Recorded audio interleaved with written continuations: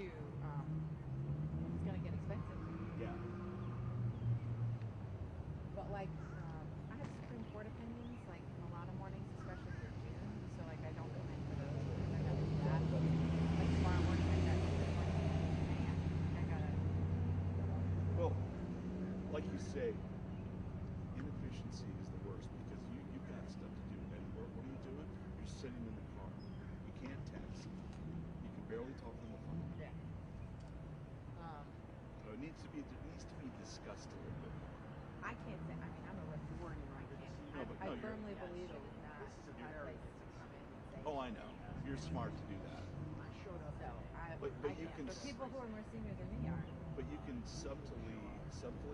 You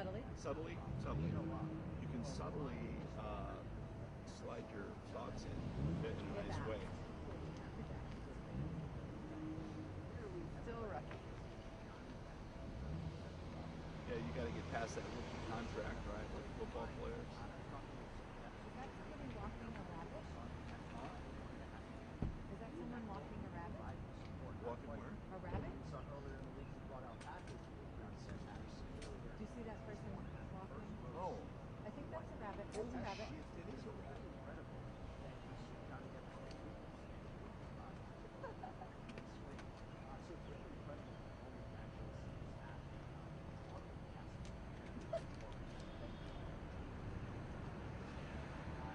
I want to go play with the rabbit.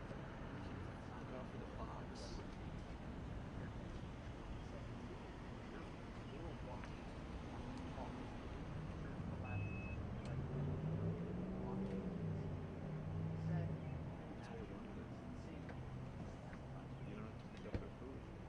Yeah.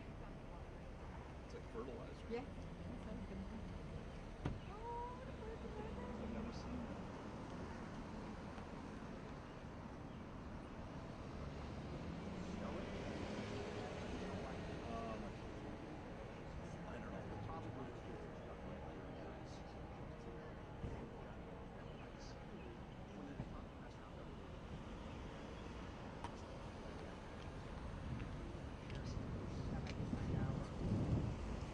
I don't know.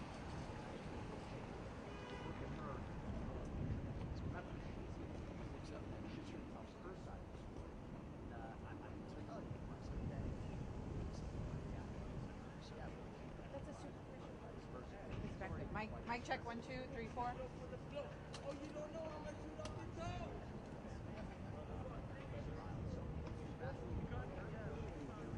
No, that's what it is. It's ego. There's no balance.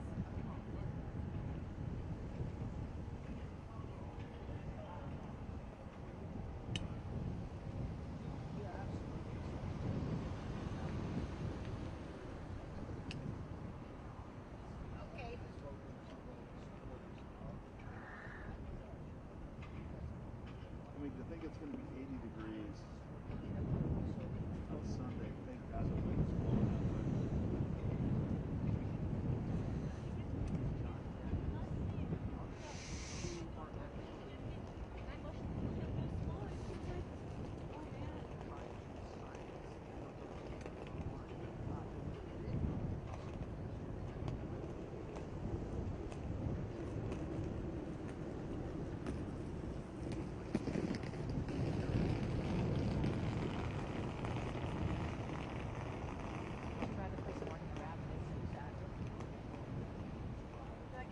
Morning here.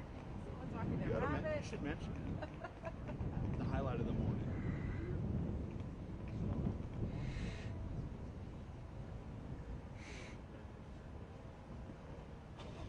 Here's a live picture of Katie trying to breathe blood back in her fingertips.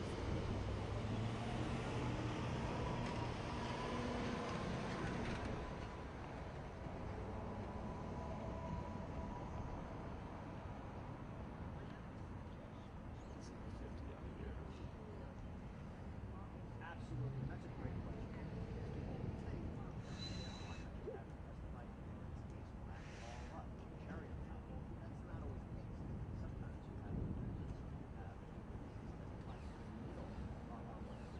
Maybe we'll be a look item next because we are here.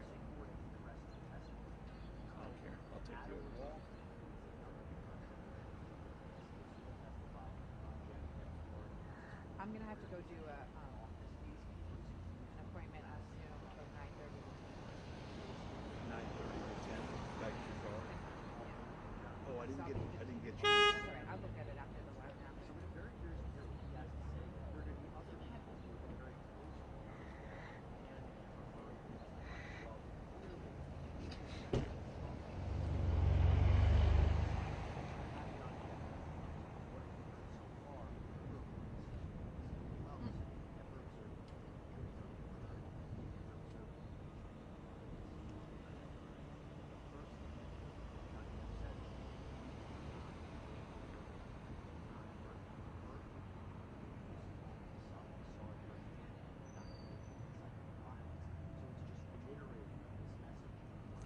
Good morning. Well, we expect to see a few more hours of testimony still from Johnny Depp. He was on the stand for about 3 hours yesterday, taking questions from his own attorneys. We learned about what his childhood was like, including growing up with an abusive mother, his addiction to drugs and alcohol, and we got a chance to learn a little bit about how he and his ex-wife Amber Heard first met while filming the 2011 movie The Rum Diary.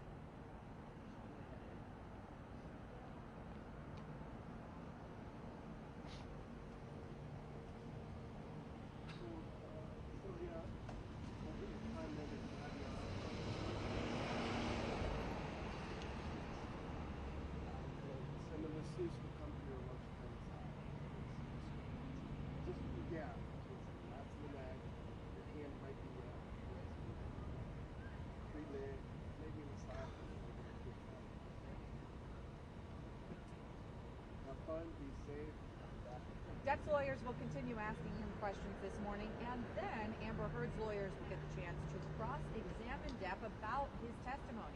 Heard countersued Depp for $100 million, claiming Depp defamed her when he called her accusations of domestic abuse lies.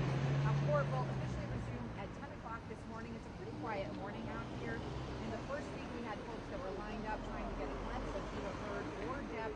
Again, pretty quiet out here this morning. Things will get started in about 45 seconds.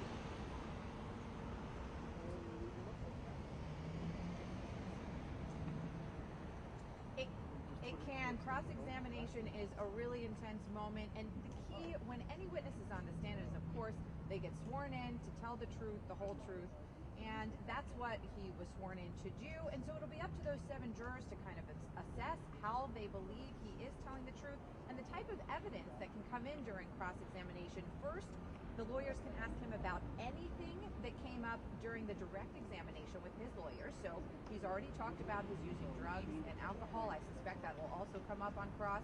And the other thing that can come in is any kind of outside evidence that hasn't come in yet that speaks to his truthfulness. So any kind of evidence that would indicate that he's lied in the past, perhaps if there was some sort of interaction that happened during the divorce or during the divorce settlement. And that'll also be true for her when she takes the stand. Back to you.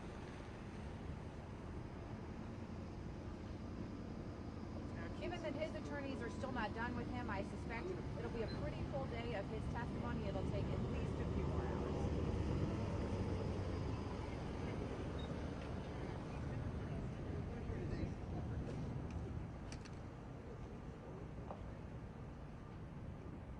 All right. When does your show air? Sundays, it places up on 5. Oh, why? Oh, okay, so Sunday at like. Are you off on Mondays? No, but we tape it on Fridays. It's going to be taped on Oh, Fridays. it's taped. Oh, I see. I got you. Perfect. So your whole day Friday is. All right. So 9:15. Do you need a dongle? Yes. One of you. Let's see. Well, we only have 4 minutes, so I guess.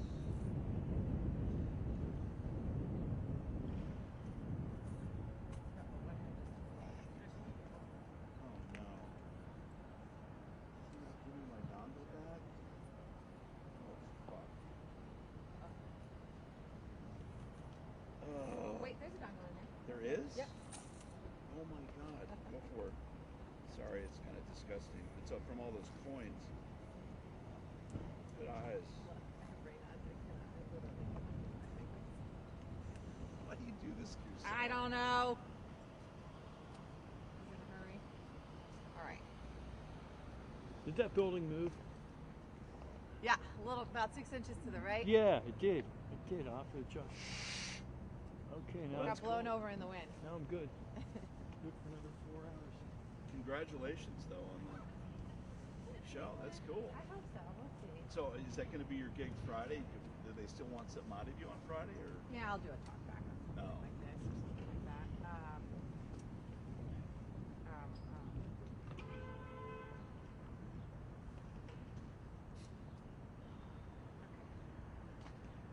What am I doing? Oh, yeah.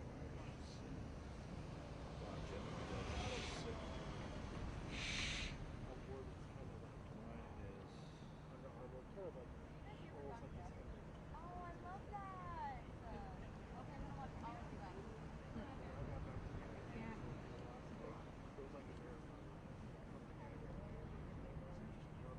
Is your volume up? Yeah.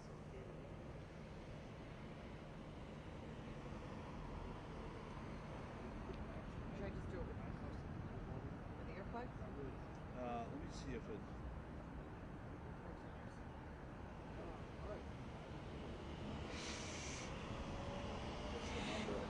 407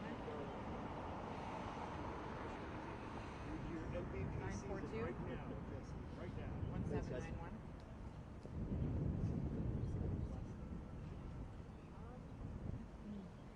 Should hear it ringing.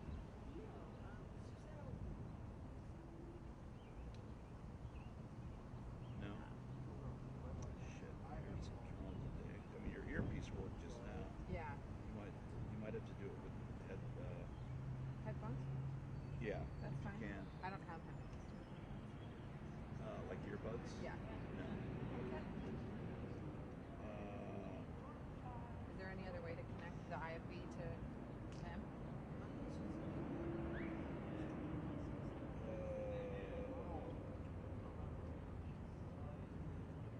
You don't have an extra dongle, do you? No, not that. No? This thing just worked last week. What I kind can of go charger? get headphones in my car. What do you need, a charger? Well, we need to get her IFB through her phone.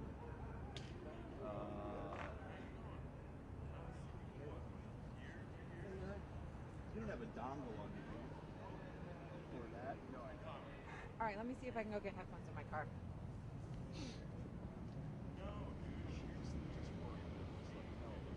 Well, the good thing, you need to get one that is S5. Okay. Because I almost got one last night. Probably should replace it. I didn't because I was like, I don't really need to listen to that. Yeah, well, it's the easiest way to reach other shots. Yeah. Oh, I know. Actually, you can see. I have a GPC. I wonder if I should go get my GPC. Yeah. Just gotta talk through this stupid little hole. Oh, really? The dialer. You don't know about that?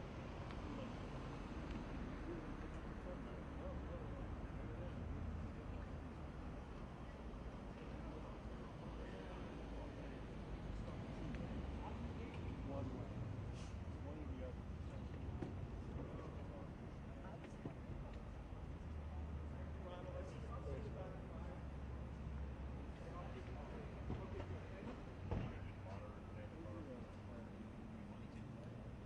It goes through our, this is right there, it goes literally to our TV. But like, so like last night, News Nation did not get IFB to the TV at all. So what we had to do was go to the phone. And we had to hook up that. And then when we did CNBC, we didn't get it. Yeah.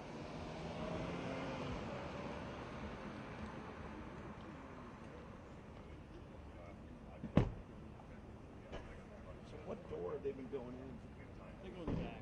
Oh. Depp and Bird go in the back. Lawyers, that was one set of lawyers. Yeah.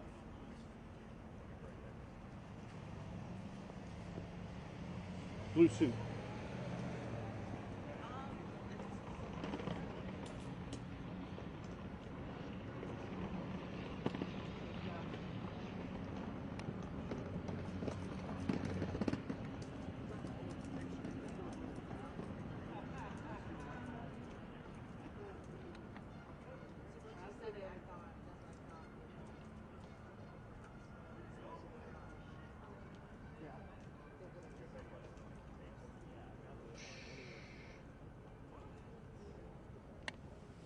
And that's it. Nothing else happens. Something happened at an embassy this morning. Some intruder. Cops were hurt.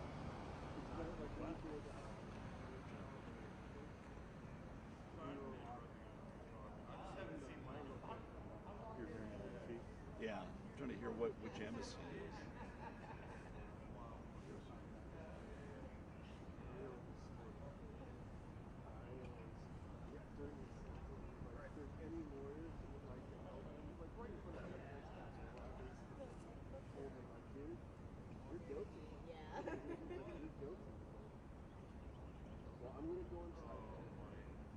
Did they say what embassy?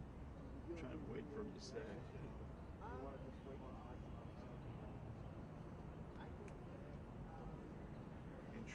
Intruder's been shot. Which embassy? 3000 Garrison Street. Let's see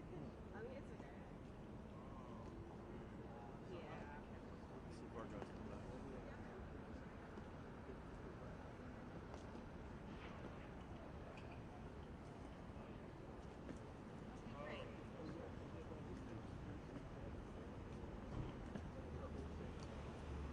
Okie doke. I'm gonna have to go buy a new dongle. Sorry about that. Oh, that's fine. Yeah, you can hold that like that if you want. Let's see. Would you give me a heads up when it's She said 1 minute. Oh. Yes.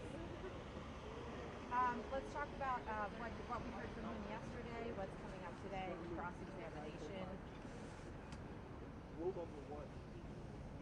and the fact that Bird will also be taking the stand.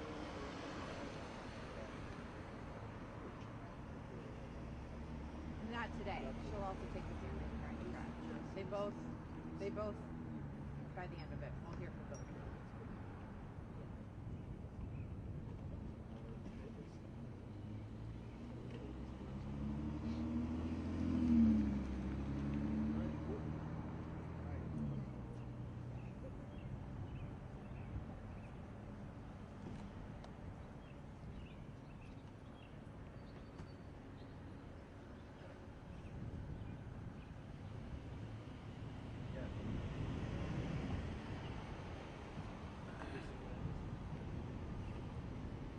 They never tagged, it said. Right near Rock Creek Park. Yeah, I can see it. See what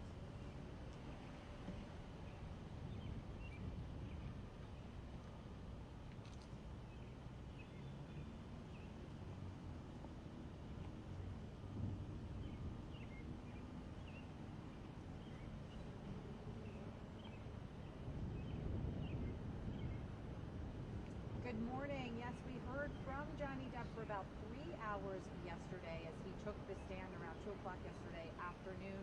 And he took questions from his own attorney, asking him about things like his childhood, growing up with an abusive mother, his experience with drugs and alcohol. We also learned a little bit about how he first met his now ex-wife and the other party in this case, Amber Heard, on the set of the 2011 movie The Rum Diary.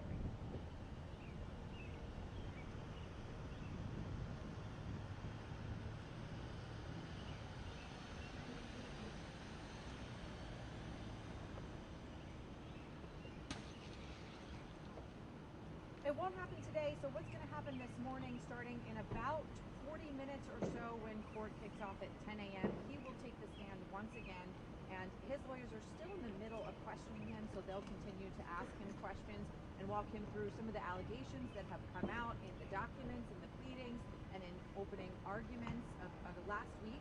And then Amber Heard's lawyers will get a chance to ask him questions as well for their cross-examination, and that can get pretty intense in court. They'll be able to ask him about anything that has come up during the arrest.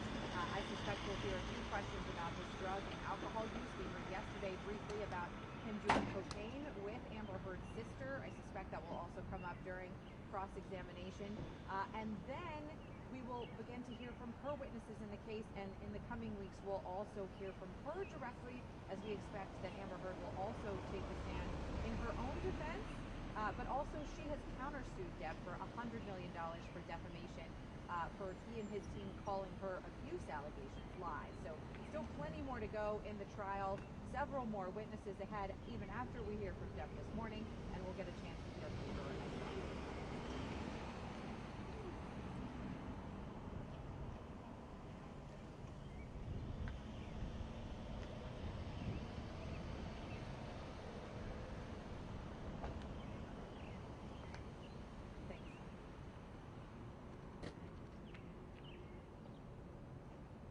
I'm going to run in and see if I can get a wristband. You want to leave some of your crap here? I'm leaving all this set up here. Well, All right. mic off. So am I going to see you in the next few hours, or? Yeah, I'll be back in 5 minutes. Because I got to go to my car and Oh, I see. thing. Oh, right. I'm just going to go get a wristband. Cool. I'll be. Why don't you go to Target and get a Coke? Yeah. All right. Gloves. I have gloves, actually. Bring those later. Here. Oh, that's okay right now. I'll be on site.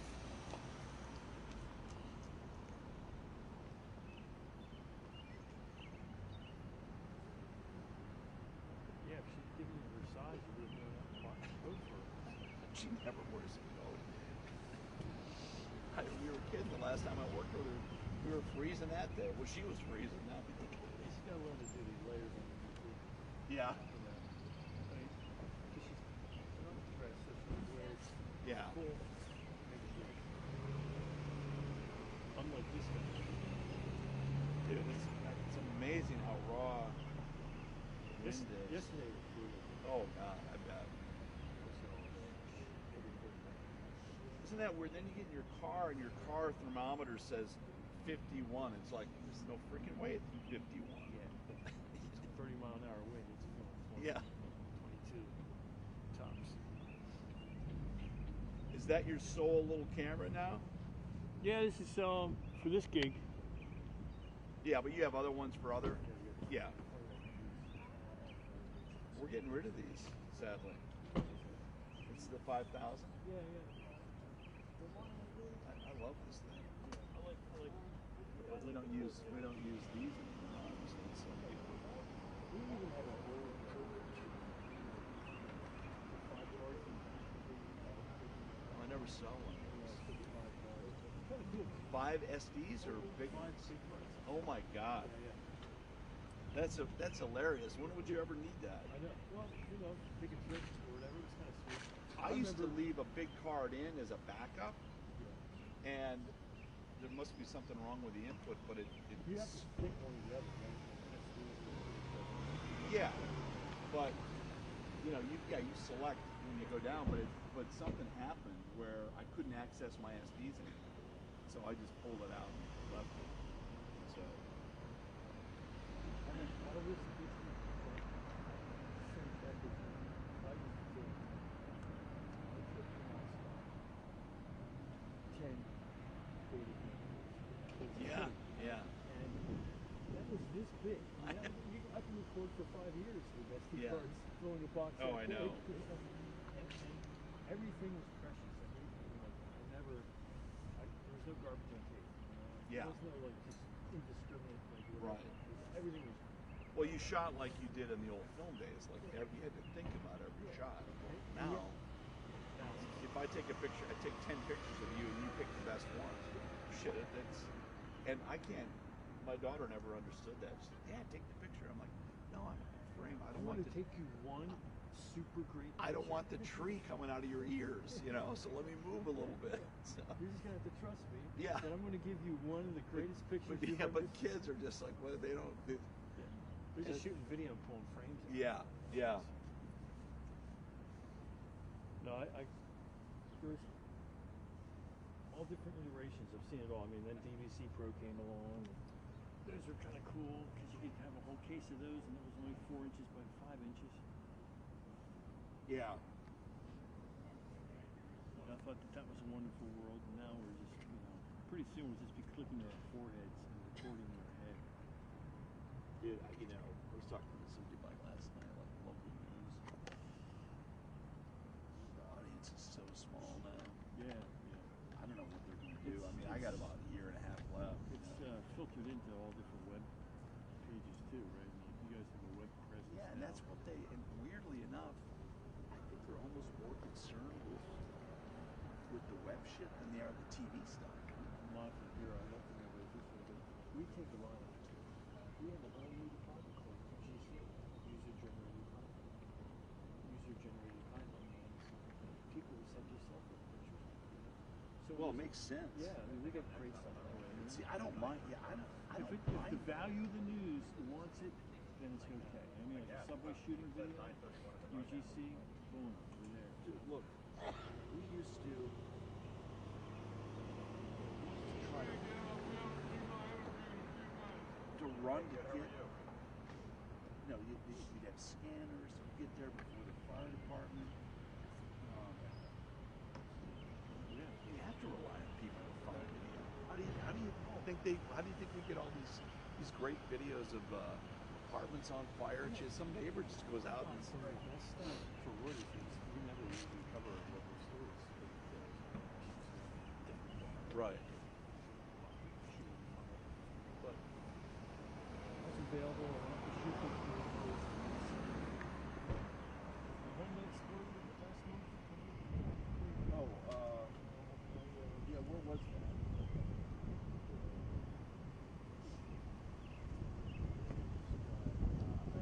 West of Silver Spring. Oh, yeah, the apartment complex. Yeah. Yeah. Blew up. Yeah. Initially it was a fire. So it was a fire first before it collapsed. Right. So this guy's nobody. One second. Hello. Okay.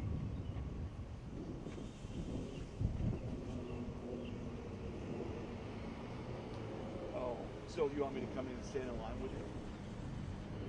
That'd be possible. Sure thing. I'm on my way right now.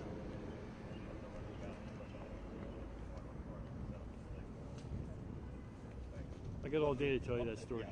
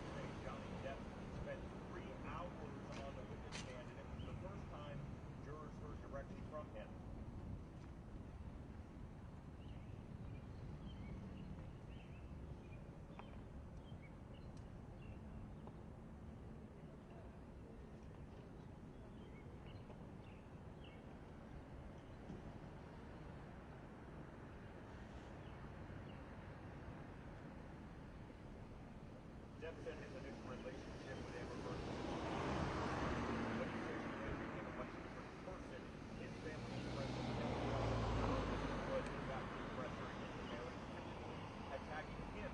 Depp fielded mostly sympathetic questioning from his lawyer yesterday, spanning his time working on his films all the way back to his childhood. Billy claimed that his mother was physically and emotionally abusive. The actress was heard for a December 2018 Washington Post op-ed she authored describing herself as a victim of domestic violence, but nowhere in the op-ed does it mention the name Johnny Depp. He was never charged or arrested on any abuse claims. Depp says that Heard's op-ed damaged his reputation, costing him future film roles. Heard sat and listened stoically yesterday as her ex-husband told the jurors why he chose to sue Heard in a very public way. A trial broadcast across the globe. When he takes a stand in about 20-30 minutes, we know that his team will continue the questioning. Then it comes up to that cross-examination. That could go for the rest of the day, possibly until tomorrow. At some point during this trial, Bill, we know that Amber Heard will also take a stand. Bill.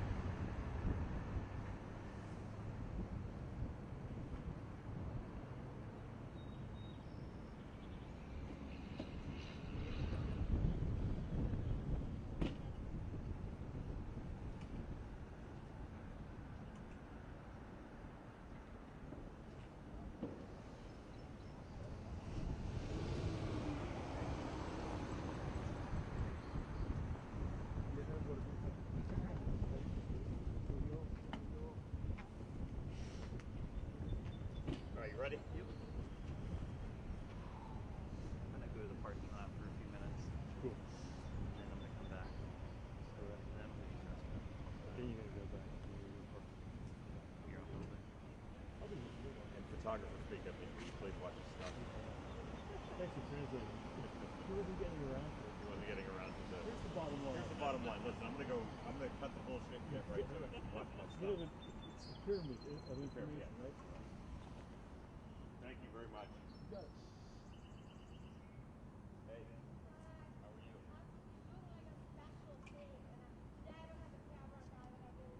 Are you gonna be on a lot tonight? Good. I know you had the camera guy. I know. I'll see you in a little bit.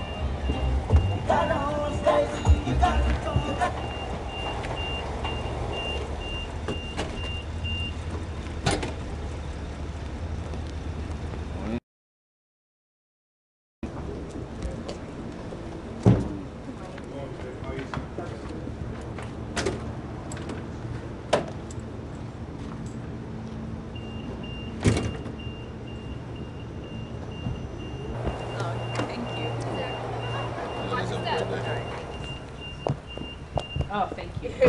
Yeah. I could've gone No, no, I saw that. Thank Yeah. you. Thank you, James. You too. All right.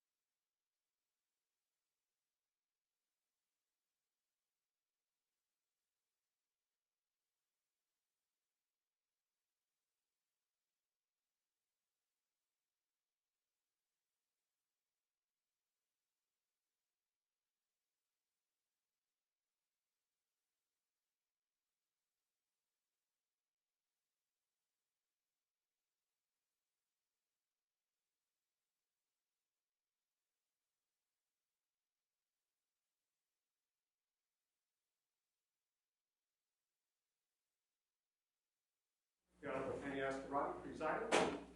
Please be seated. All right, good morning. All right, are there any preliminary matters? No, Your Honor. 2 days in a row. I like that. That's a good idea. Great. All right, Mr. Depp, you can take your place on the stand, please.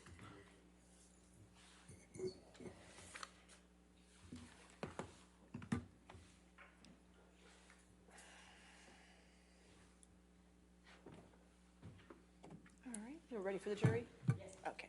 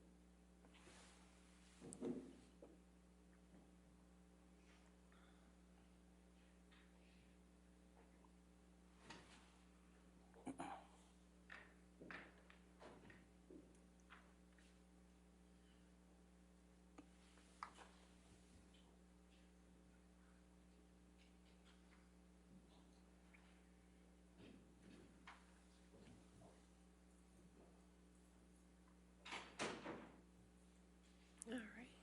Good morning, ladies and gentlemen. All right, you can have a seat. And sir, just a reminder that you're still under oath, Mr. Depp, okay? All right. Yes. Thank you. Thank you, Your Honor. All right.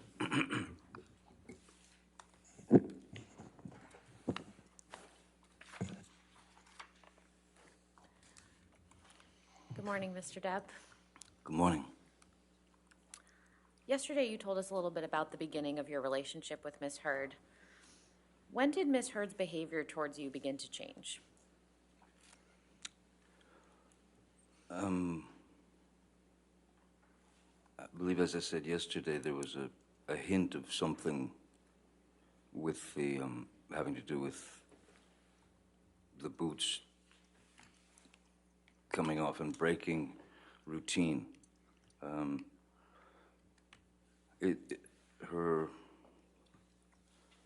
Her attitude, or her the way that she would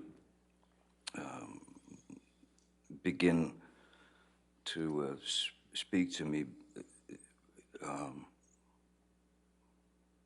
Things started coming up, and I was suddenly just wrong about everything.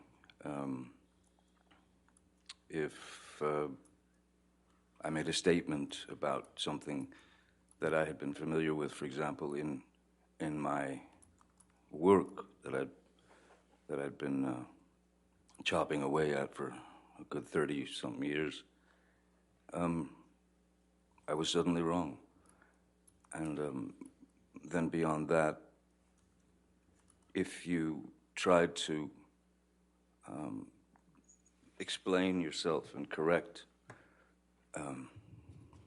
the problem, the misunderstanding, it would then begin to heighten as Ms. Heard was unable to be wrong. It just didn't happen. She couldn't be wrong. So these little digs and it would commence with sort of demeaning, name-calling, berated, sort of to be made a fool of,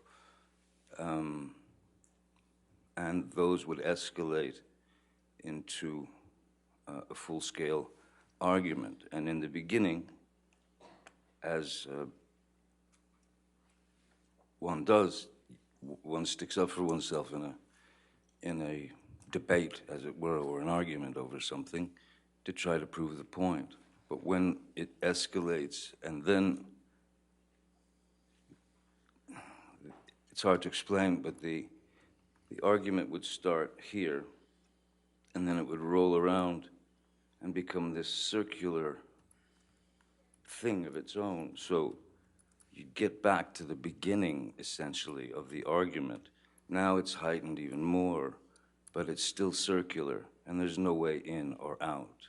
You, if there's a dialogue between two people, both people need to speak, but there was no way to fit a word in.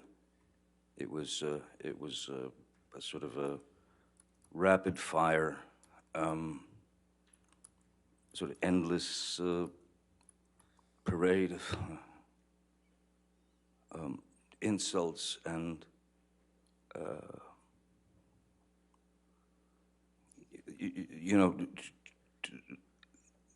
looking at me like I was a fool, and I just couldn't. I was having difficulty in my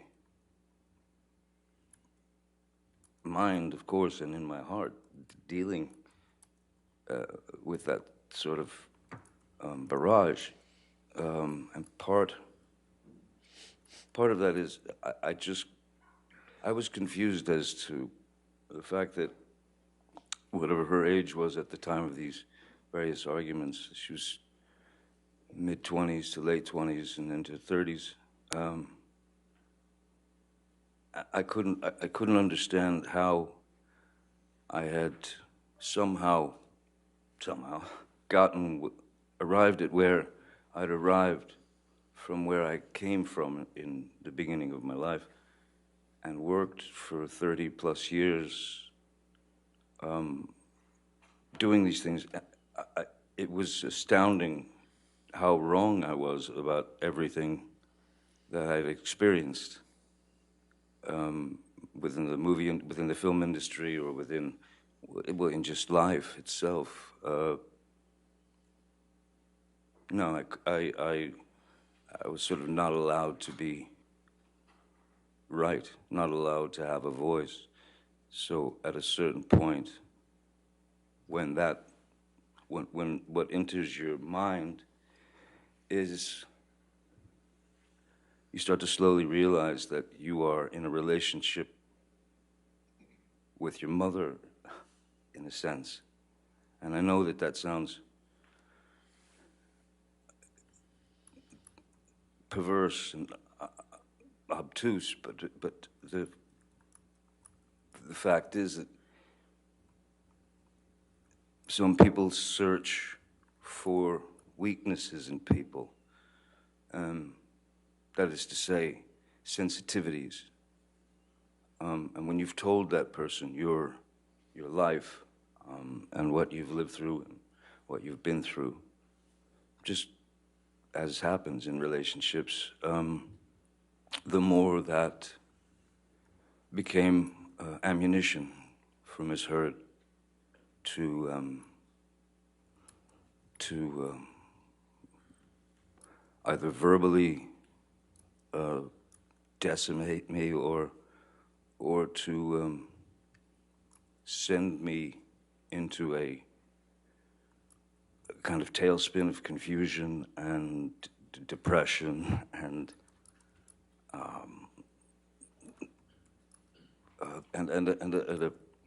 well, it's not a happy day. It's not a happy week. It's not a happy month when you're constantly being told how wrong you are about this or that, what an idiot you are, or anything. It just then it increased, and it became an endless. It became that endless circle. Like, so as it escalated and continued to escalate, I went straight to what I had learned as a youth, which was to remove myself from the situation so that it couldn't continue, because there's only so much your ears can hear and never forget. So I would remove myself from the situation, as I'd done as a youth, as much as possible. Because I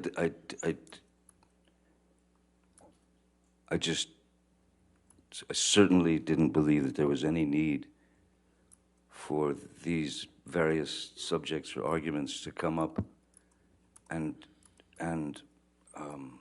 travel the distance that they did so very quickly, to ramp up so fast. It was like you were pinned to a wall and had to just listen to it and take it. So I found the only way to find any sort of peace was to try to walk away. If she didn't allow me to walk away, there were times when I would just go and lock myself in,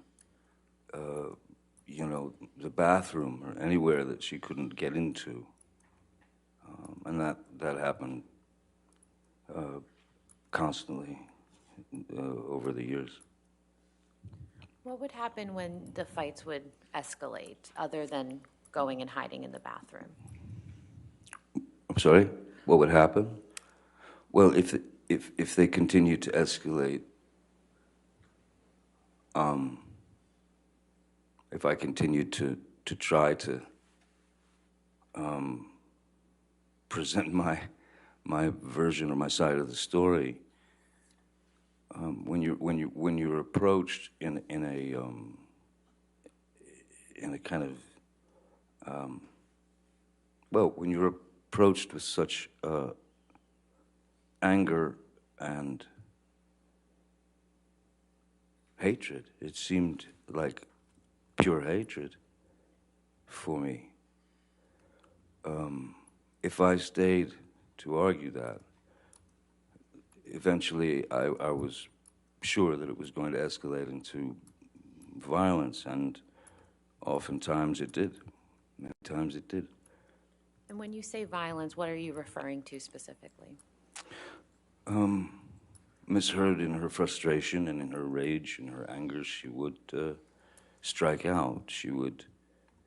It could begin with a slap. It could begin with a shove. It could begin with throwing a TV remote at my head. It could be throwing a glass of wine in my face. But all in all, it was just it was a constant. There was a built-in list of as I said,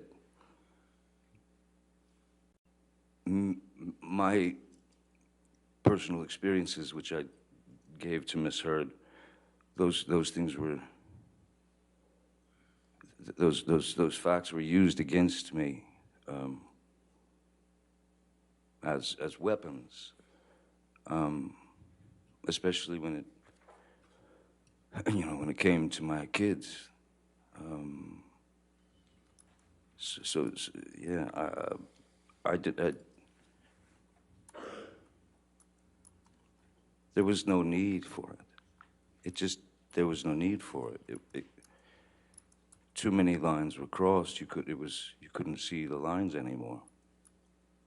You mentioned that Ms. Heard would use information you gave her against you like a weapon. Can you explain that a little bit? I mean, I've said this before in various interviews, but certainly in life.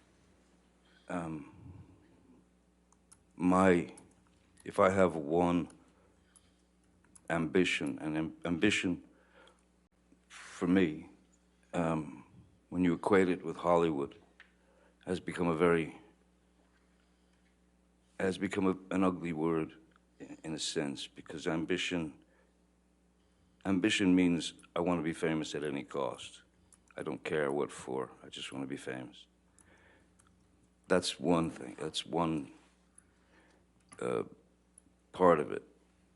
If you have hunger or a need or a drive to present your work, that to me is the way to go about it. Fame has nothing to do with it. So I was more, I mean, basically the only ambition that I've ever had in my life arrived the second that my first child arrived. And in the instant, which was to be a good parent, to be a great father, to be the best father I could. And there were several occasions where Ms. Heard would tell me what a bad father I was, and that I had no idea how to parent. And again, it falls into the same category as before. I couldn't understand how in 52 years, or however old I was at the time, how I could be so wrong about everything.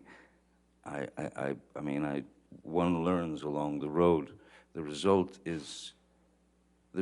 of the road is not important. It's the road that's important, because we don't know exactly what's going to happen in 10 years. We don't know. So the road is what I pay attention to, and paying attention to trying to spend as much time with my children as possible. Even that would that could send Miss Heard into a monumental tailspin, where I could hardly ever go and see my kids and spend time with my kids, because she had to have me there at all times for her own needs. So, and that was something that, once you realize that that's happening, and then there are hassles between the children and her, the situation starts to get a little more grim and a little more dire, and that I was not prepared to take. I would not hear the words, "You're a bad father, you're a terrible father, you're an awful father." So one can only take so much of that before bits of your brain start to bits of your heart begin to, the valve gets shut off, because you can't hear it anymore, and you know that it's not true, and you know that it's meant as a weapon. It's to slice you up, it's to bring you down, it's to demean you, it's to bring you into a place where you start to believe that there's something wrong with you. And there's plenty wrong with me. There's plenty wrong with a lot of people. But in all of these situations, my main goal was to retreat, because I think in life, most important is pick your battles. If there's a battle to be fought that is grave and important, then that must be dealt with. But small insults and kind of teenage sort of high school tactics, this bullying, if you will, was becoming too much to take. So why did you stay with Ms. Heard given this type of behavior? That's a very complicated answer.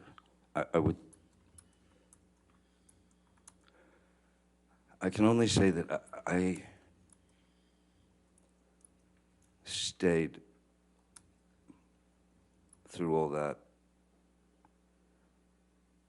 I'm sure that it's somehow related to my father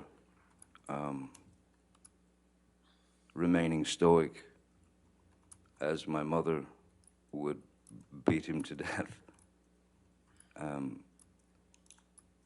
I'm sure it had a lot to do with having been in a beautiful, wonderful 14, 15-year relationship with Vanessa, the mother of my children. Raising those kids was, I had no interest in being you know, the words that they use that I dislike very much, a celebrity or an entertainer, or fame is a strange word because I could never equate it with myself. I pumped gas, I worked construction, I printed T-shirts, I dug in, you know, I had many, many jobs before any of this happened to me. So I've been able to live both sides of that life, of life. I know the very lows, and I know the very highs of where my life has gone, and it's not, I don't, again, it would be pure idiocy for me to sit up here as an actor who's been very, very fortunate over the years, and I can only say it's luck in the sense that someone hands you the ball in the beginning, and you run with it, and you run as far as you can before you get tackled. So that's what I've always done. But what happens is when the word celebrity or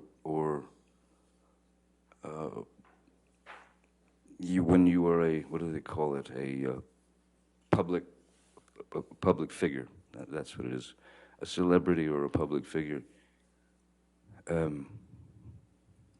Again, not complaining, but there are things that are very uncomfortable, and that is to say that at that point anybody can say anything they want to about you.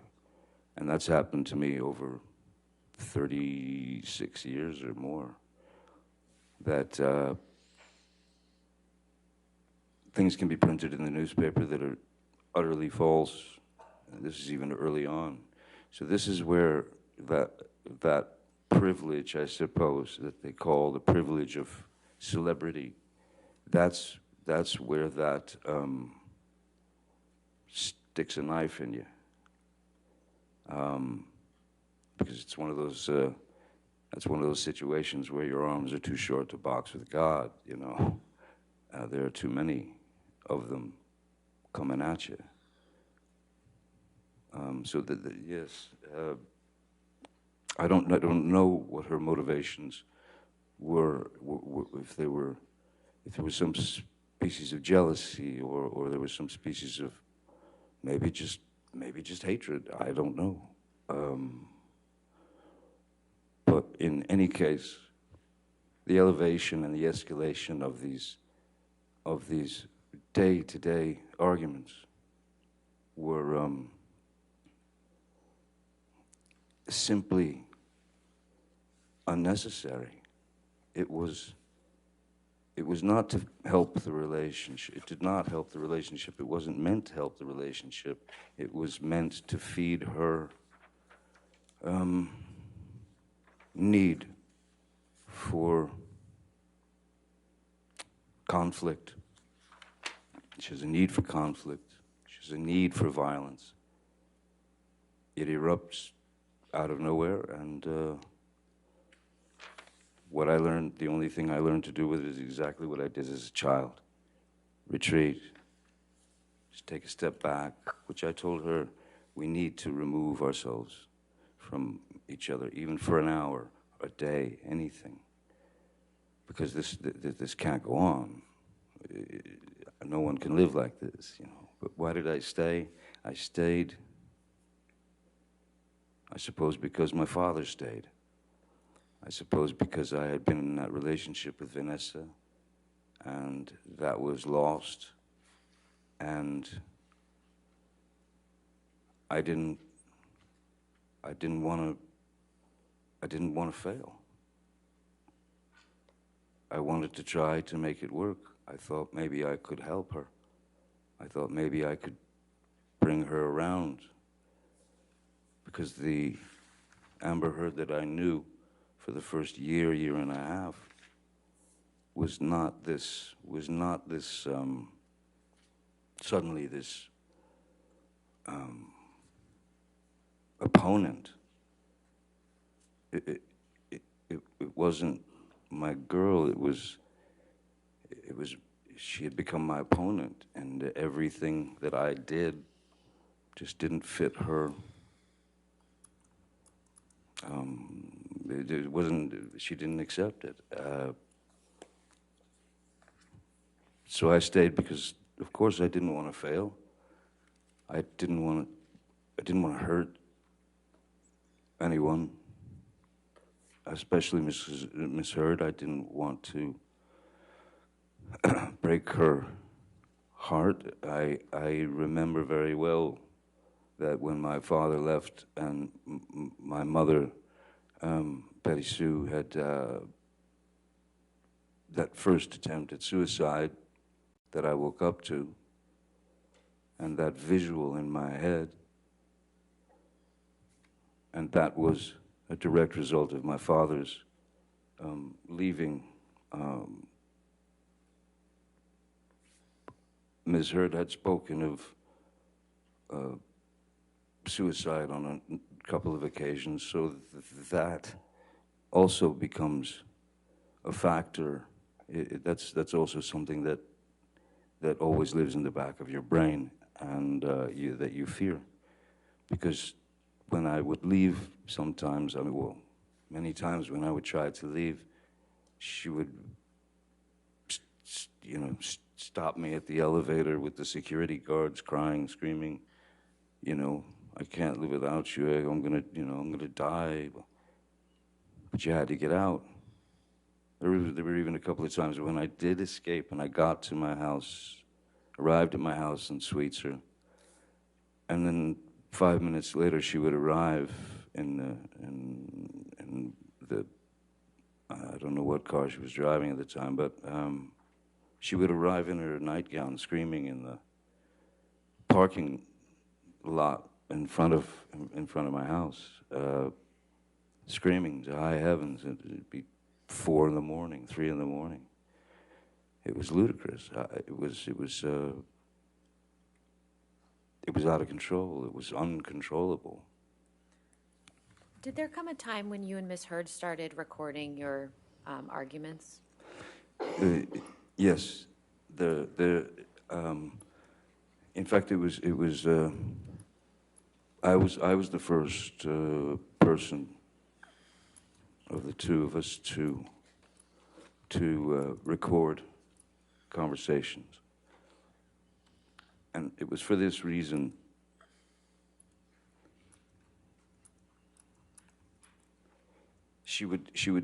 We would have been talking the night before or arguing the night before, and she would say something. There would be these demeaning, berating insults. There would be these jabs. There would be anything to make me feel small and like nothing. So what I thought was, I'm going to record the conversation. And I told her this. I'm going to record. I'm going to get my phone and I'm going to record our conversation, because I want you to hear what you've said to me tomorrow. So that because she would deny having said those things. What are you talking about? It was it was surreal. She had completely denied things she'd said directly to my face in a heated and volatile way. And she denied it, so I went to her and I said, I'm going to record us. And I did, and we recorded the conversation, which, when she was on tape, the first time, it escalated a bit, but she was, well, it was clear that she was performing for the tape because it was being recorded. So that was another clue that something was slightly rotten in the state of Denmark, as it were. What did Ms. Heard say to you about you recording the conversations between you and her? I mean, initially she said, sure, go ahead. Did that ever change? No, then then she started recording, but surreptitious, without telling me that she was recording something, which is fine, but not so fine, if you know what I mean. Even in those tapes, it never took me to a place where I would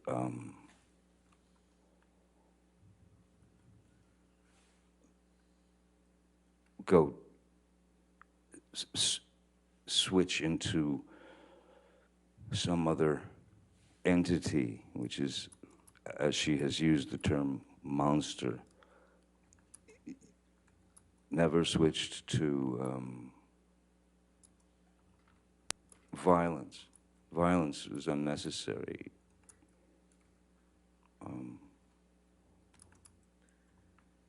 Why would you hit someone to make them agree with you? I don't think it works. Mr. Depp, you mentioned the term monster, and I think we heard about that in the opening statements. Yes. What does the term monster mean to you? Well, the term monster means to me, you know, in the beginning, she had used a different word to explain the same thing, and she would use the word demons, that my demons were coming out, that she had noticed that there was a great change in my attitude or my aggressive nature, or she would say that the demons had come out and they had control of me and that sort of thing. I don't remember exactly how monster came out, but that word stuck and it stayed, well, until this day. What I believe the monster was in Ms. Heard's mind was her intense, Objection, Your Honor. intense. His belief about what monster meant in Miss Heard's mind is not relevant. There's no foundation. Let me ask a different question. All right, I'll sustain the objection. Go ahead. When you used the term monster, what were you referring to in your conversations with Ms. Heard? When I used the term monster with Ms. Heard, I was placating. If she had referred to me as being a monster, there was no way that I was going to sit there and go through a 45-minute argument about, you know, you're a monster. No, I'm not. You're a monster. No, I'm not. You're a monster. No, I'm not. It was an impossibility. So what do? You accept her vernacular.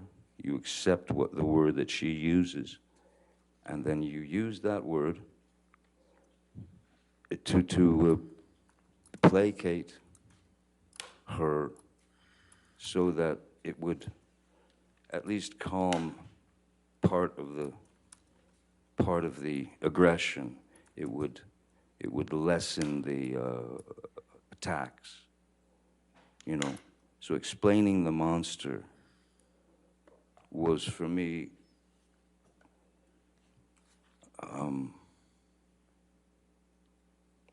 I mean, she had told me many times that the monster was only me when I was using drugs and alcohol.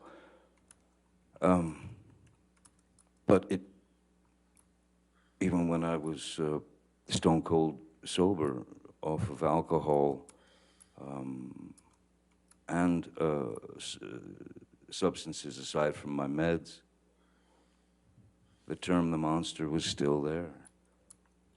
When she accused me of being high on cocaine or you know, drinking like a, you know, some sort of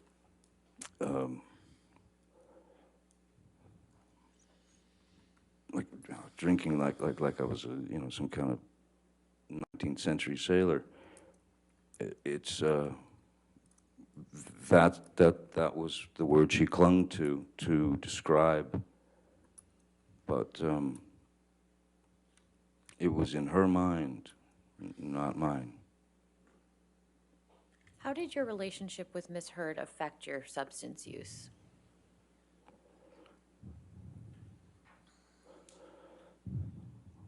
Well, for example, when we were on the road, you know, when you're traveling from, if you're on a press tour, or if you're making a film and you're staying in hotels or this or that,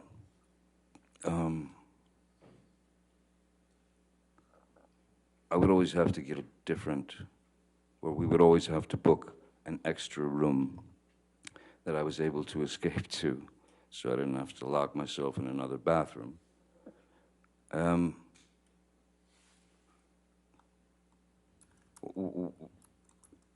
It breaks you down. The constant haranguing breaks you down. And, you know, there's a part of you that says, listen, if I'm going to be accused of this, might as well just do it. But it never exceeded, it never, my substance abuse or use, the alcohol that I used or drank was, again, purely, it's that little boy who didn't want to hear or didn't want to feel the pain of his mother turning him into some kind of ball of insecurity and pain. So, yes, I was more inspired by Miss Heard to reach out for a numbing agent because of the constant clashes, because of I mean, maybe a few days here and there, but there wasn't a day that you'd wake up and you'd expect something was going to hit the fan, and pretty much like clockwork it did. So yes, I had to have something to distance me and distance my heart from those verbal attacks, I had to have something to be able to maintain me, and I'm afraid for a while, because of placation, because I didn't want to rock the boat, as it were. Again, you pick your battles. So placation seemed the best route if I was unable to escape her clutches. How, if at all, did Ms. Hurd try to support you in abstaining from the drugs and alcohol as she requested? Well, I mean, verbally, and she had been quite clear verbally and pretty bullish and brutish about wanting me to, telling me that I needed to stop drinking. But drinking was basically drinking wine with her, and I suppose maybe from youth, I don't know, but I've always had a pretty high tolerance for alcohol, and especially it's not spirits, you know. I had a pretty good tolerance for alcohol, substances, and things of that nature, but there was no, I had no. I've worked with therapists, drug counselors, who have actually said the words to me, because I wanted to know.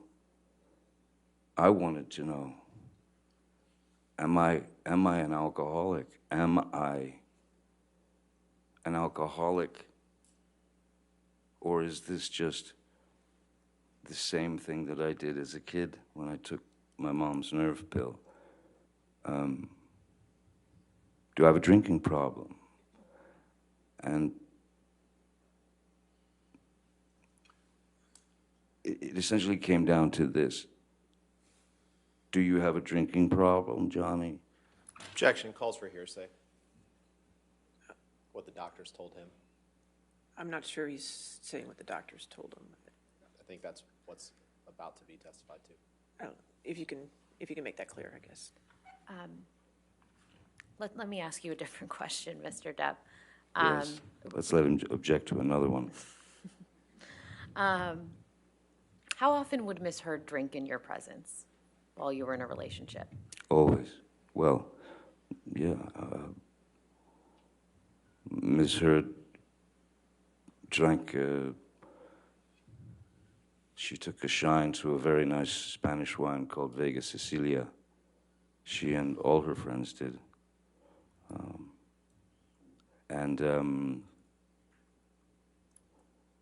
Yeah, the wine would come out, and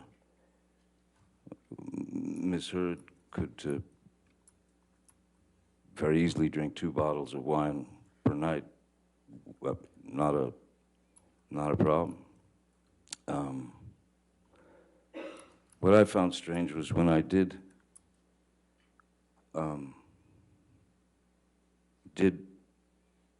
get sober from the I was off the opiates that I had been addicted to prior to a year or so before, a couple of years before. She asked me if I would stop drinking to save the relationship, of course. I stopped drinking. And I always found it odd that in support of me not drinking, that she might stop drinking. but she did not. She continued. And I didn't make a big deal about it. In fact, I would open her wine, I would pour her a glass, and that went on for many, many months, you know, in my sobriety. Like I said, I think I was sober for around 18 months. Then there was a time when I was asked to, and I'd been off of alcohol, I'd been off of drugs, everything, except for the medication that I'm prescribed. I had to go to London to give a Lifetime Achievement Award to a dear old friend who was an elderly man, a great actor called, his name's Christopher Lee, and he was a dear friend. And I was surprised, he was being surprised by my showing up on stage. I'd just flown in from the States, and he was surprised by me arriving to give him this award. And Christopher came up and accepted the award. We walked, they brought us backstage to this beautiful library where I was with Christopher and his wife, and a waiter came up and had 3 glasses of champagne. And Christopher handed one to his wife, he handed one to me, and then he had the other. And there was a photographer there. And the glass came up to toast. And I just, in my head, I thought, it's just champagne, you know, a little bit tink to toast Christopher and his Lifetime Achievement Award. And so I'd had half a glass of champagne with Christopher Lee and his wife. After that, immediately after that award ceremony, I went to pick up Miss Heard and take her to dinner at a restaurant.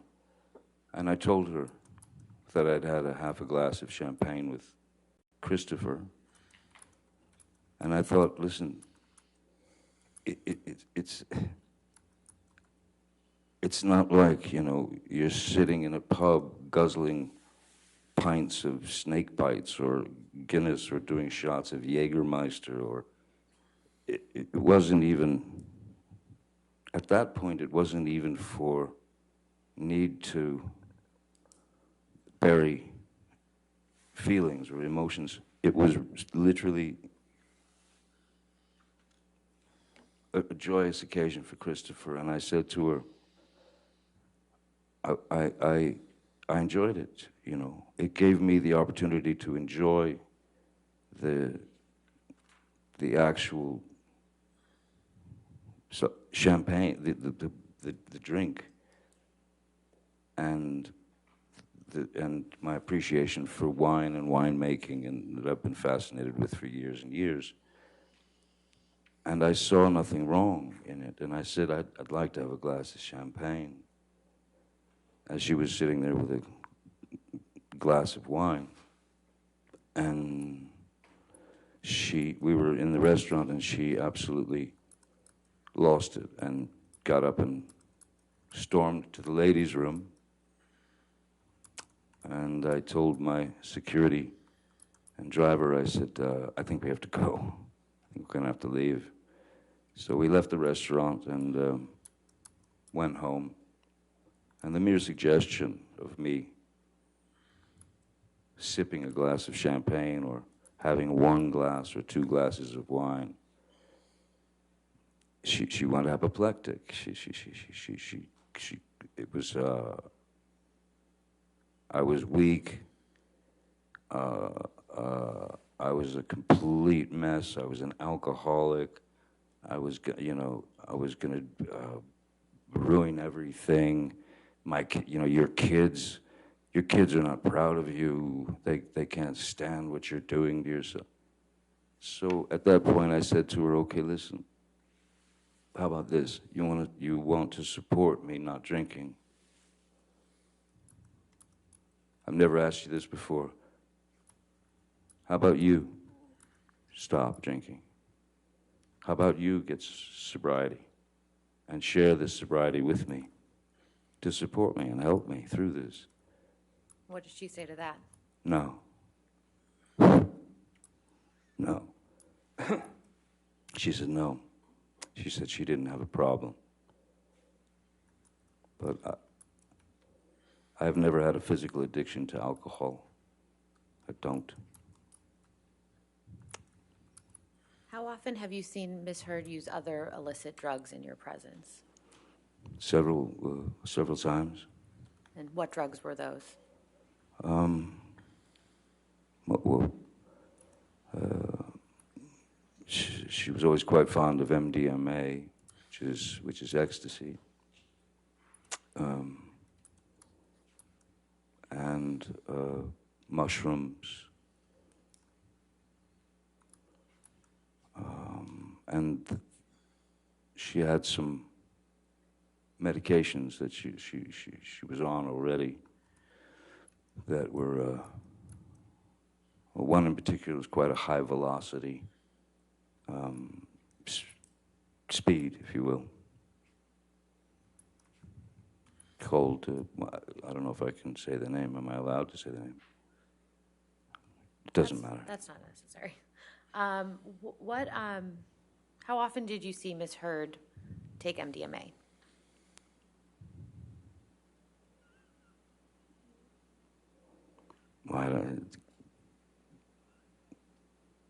A dozen times, 20 times, over the course of the years, during the course of the years. And what about mushrooms? Mushrooms a little less. Mushrooms probably 6, 7 times.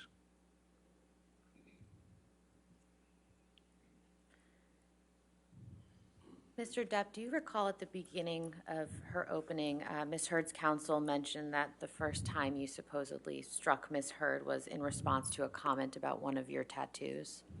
Yes, I remember. And what is your response to that?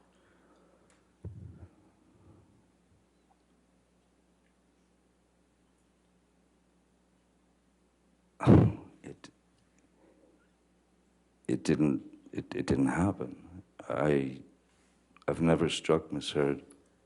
As I said yesterday, I've never struck Miss Heard. I've never struck a woman in my life. I'm certainly not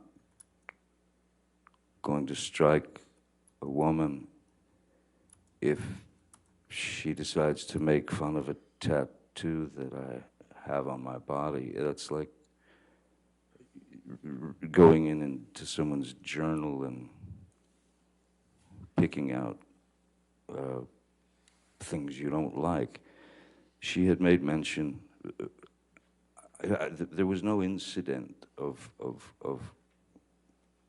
argument when the tattoo thing had been brought up many times, and I mean, there's really nothing I can do. I've always thought of my body as a journal, if you will, to mark experiences, to mark life experiences. For example, when my first child was born, I had her name tattooed over my heart, which is where her little head used to be when I rock her to sleep. I marked my boy's birth by tattooing myself for him.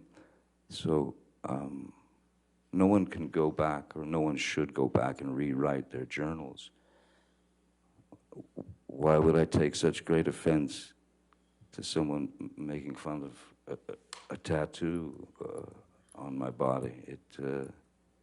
That allegation never made any sense to me whatsoever. Are there any tattoos that you had that Ms. Heard had an issue with, to your understanding? Well,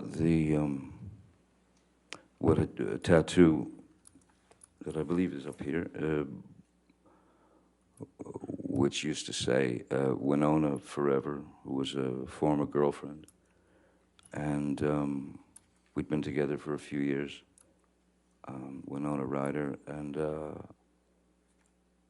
when we broke up, how do you fix that? I did go back and rewrite my journal to some degree. I took off the last two letters and had it say Wino Forever, just because I thought it was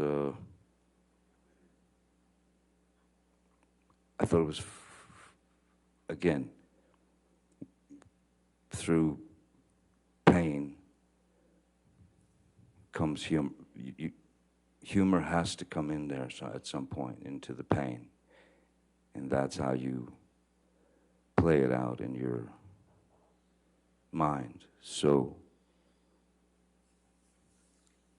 I have, I think sometimes abstractly in that sense, so I changed it to Wino Forever.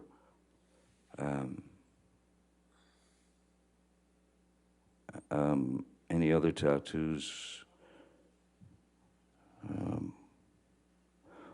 Well, she was very encouraging in me getting a tattoo of her name or whatever, and I waited a while, and then I did it. I got a full tattoo of her, and it ironically wasn't long after that that everything started going sideways. I was doing anything I could to bring a smile to her face, as opposed to the frown and then the onslaught of whatever problems she was seeing or experiencing. I would try to wake her up with laughter. You know, singing stupid songs in her ear while she, you know, I generally just tried to keep bringing her mood up. Sometimes it worked, many times it didn't. But I tried, and I wanted to try, because, as I said, I didn't want to fail. And at the time, not knowing fully, not understanding fully what I was, if you'll excuse the term, up against, I kept trying. I kept trying, but to no avail whatsoever. Okay, it just got worse. Mr. Depp, I'd like to fast forward a little bit to May of 2014. Could you please tell the jury what project you were working on in May of 2014? May of 2014. May of 2014. There were a number of films that I made in succession. I can't remember if that might have been Pirates. No, I can't. Mordecai, or May of, I don't remember. Can you remind me what May of 2014 film was? Were you filming Black Mass in Boston of May of 2014? Yes, okay, yes. Yes, excuse me. Yes. Yes. Oh, yes. I was filming a film called Black Mass in Boston. And Mr. Hurt had come with me. And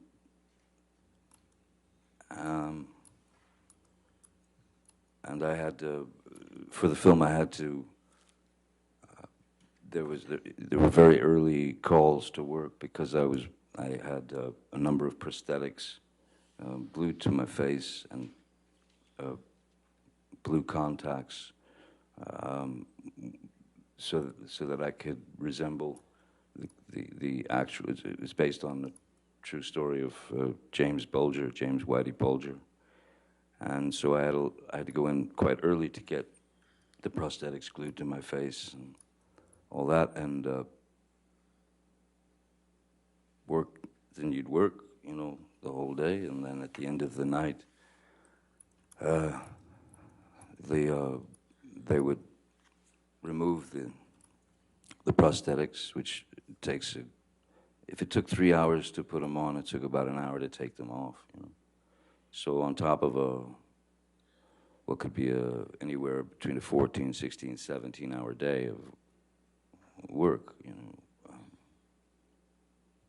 what with the application of the makeup and then the taking off of the applications. Was Miss Heard staying with you in Boston during the entire time that you were making that film? Yes. Yes, she was. And who from your staff was in Boston with you during that time? Jerry Judge.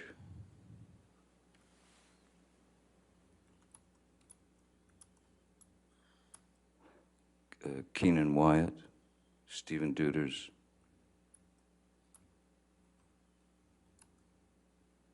Nathan Holmes, I believe. And I believe Malcolm Connolly was there as well. So I would have assistants, sound technician, security. I believe that was it. Mr. Depp, we heard yesterday from Mr. Wyatt about a flight that you and Mr. Wyatt and Miss Heard were on from Boston to LA in May 2014. Do you remember that? Yes. And could you please tell the jury what you remember about that specific flight? I remember that as I was still shooting, filming Black Mass,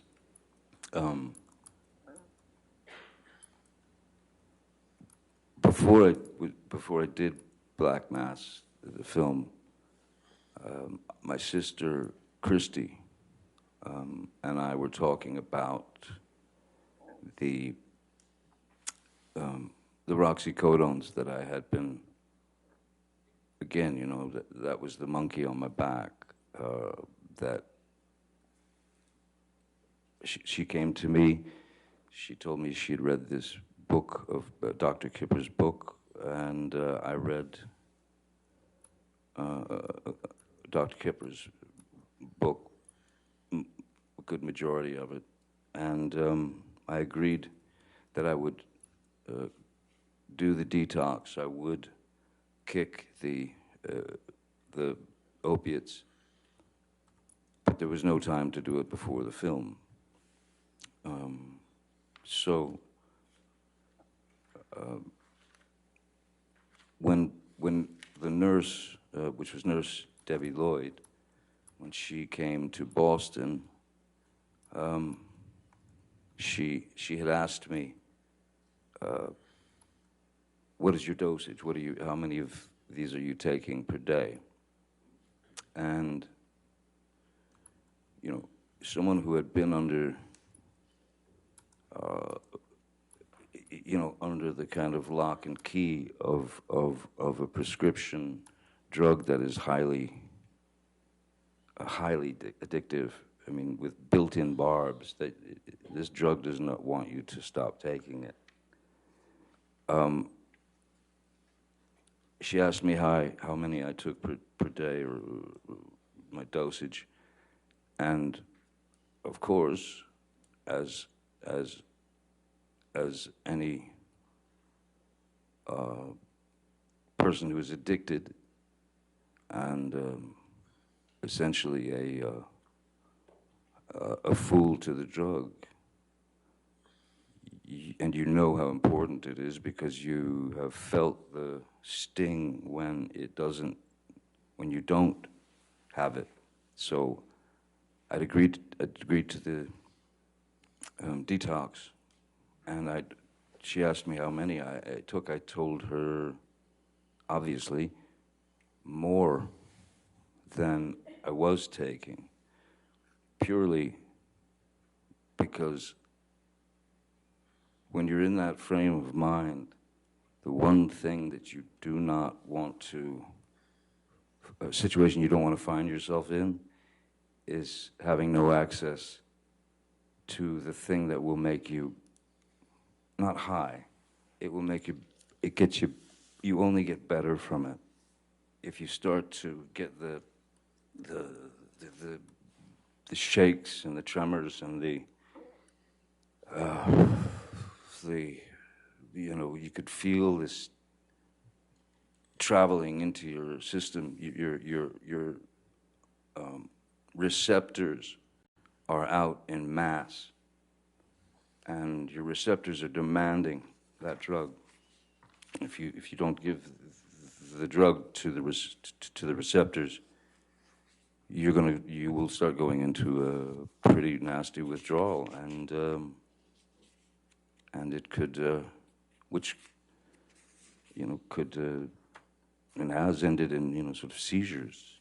You can go into pretty nasty seizures. So I had told Debbie Lloyd more than was necessary, so that I could always have one or two in my pocket on the just in case, so I didn't find myself, on a plane or anywhere without one in my pocket to stop the inevitable body cramps and nausea and stomach cramps and seizure of the bones and the shaking and also it's quite an emotional ride as well. So yes, before the flight, Amber and her assistant, Savannah McMillan, wanted to be picked up in New York and then have the plane fly to Boston to pick me up, to bring us back to Los Angeles.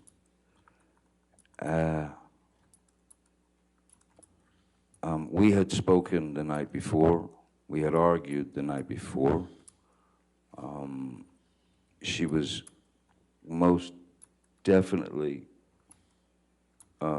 looking for a fight, actively searching for a way to instigate a fight with me. And I had taken 2 of these opiates, these roxycodones, and I can tell you now, some of you may be very, very well aware of this, opiates are extreme downers. So if you have enough opiates in you, you will essentially go on what's called the nod. You'll just drop into sleep. So I've heard the words blackout used, and there's a grave difference between a blackout from alcohol abuse, because that is a person who has ingested enough alcohol to render them, they can still behave and they can still stand and talk and scream and yell and cry and do whatever they do, and never remember a thing. And generally they're always embarrassed by it. A blackout is a very, very different animal to the opiate taking you into dreamland. So when I arrived on the plane, I was not feeling any pain, and I knew that she was ready for some kind of brawl, and I sat on the plane drawing. I was drawing in my notebook. She would verbally heckle, hassle, accuse, poke, prod physically, you know, poke and prod psychologically, emotionally, and finally, you know, as was my, the one thing I learned, if you're gonna hide someplace from somebody, go straight into the bathroom. So I walked back into the back of the plane. I grabbed a pillow and I went into the bathroom, locked the door, and lay down on the bathroom floor and went to sleep. And that's where I remained for the rest of the flight. How much, if any, alcohol had you had before you got on the flight? I honestly don't recall having any alcohol. I mean, maybe there was the sort of glass of champagne when you got on the plane or something like that, the initial thing, you know, people order glasses of wine. People also tend to have a few drinks before a plane takes off because some people don't like the turbulence and the this and the that, so it's a little bit of a liquid courage, you know. But I certainly, after ingesting 2 of the roxycodones, alcohol was not necessary. So I can tell you now that I was not drinking to excess, certainly not. And if I had, I'd probably been in the bathroom hugging porcelain as opposed to sleeping on a pillow. Who else was on that flight that you can recall? I remember Jerry Judge was on the flight. Savannah was on the flight. Ms. Heard. Keenan, Wyatt, Stephen Duders.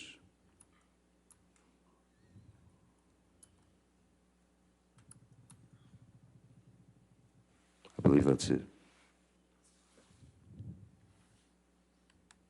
What do you recall happening after you arrived back in LA?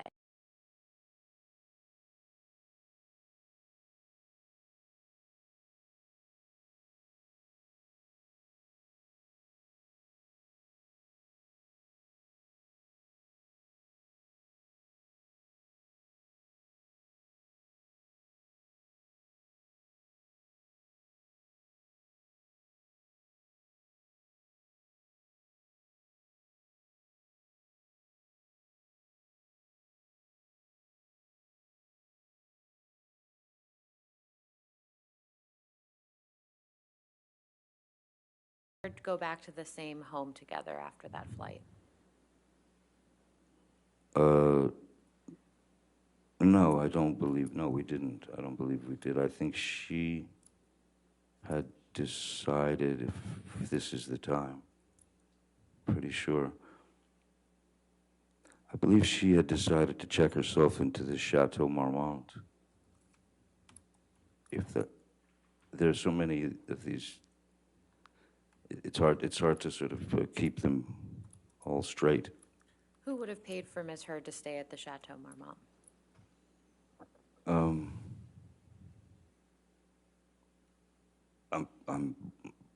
I would have paid for it. If she wanted to go to the Chateau Marmont, I wasn't going to let her pay for it, no matter the circumstances. I wasn't going to let her pay for it because I knew that that might get expensive for her. So generally, I would take care of things of that nature. And why, did Miss Heard tell you why she was staying at the Chateau Marmont? No. Well, I mean, she was clearly upset, and she was irate. And I can't say that it was a bad idea for her to stay at the Chateau Marmont at that time. I don't know why she went to the Chateau, since she still had her apartment on Orange, I believe, and the penthouse. Because I could have gone to Sweetser, but she went to the Chateau Marmont. Mr. Depp, do you recall why you were flying from Boston to LA in May 2014?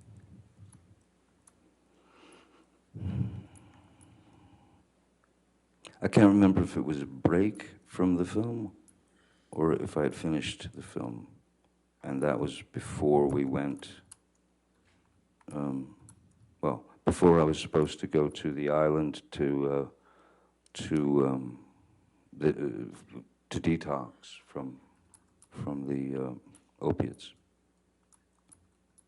I think Is that I'm about to switch gears, so Okay, if this is a good time for a break. All right. Ladies and gentlemen, we'll go ahead and have our morning recess. Please do not do any outside research and don't talk to anybody about the case, and we'll see you in 15 minutes, okay? Thank you.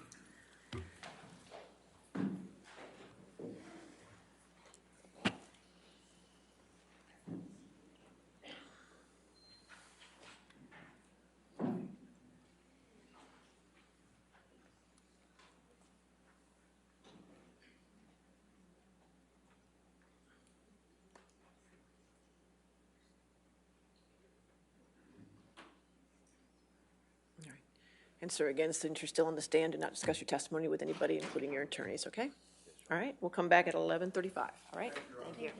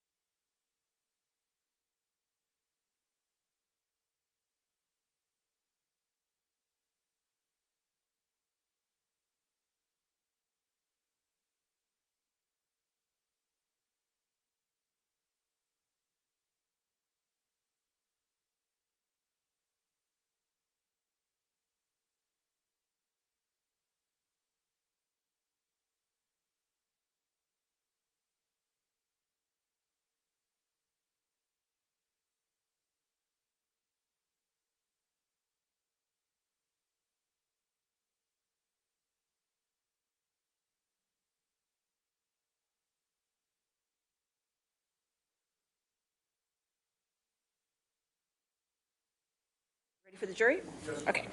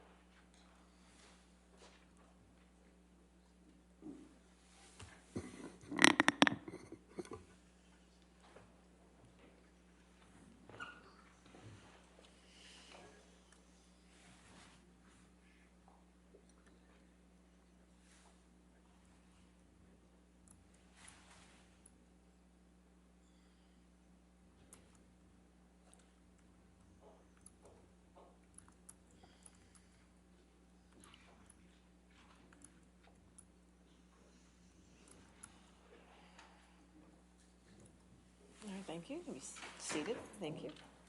All right, your next question. Thank you.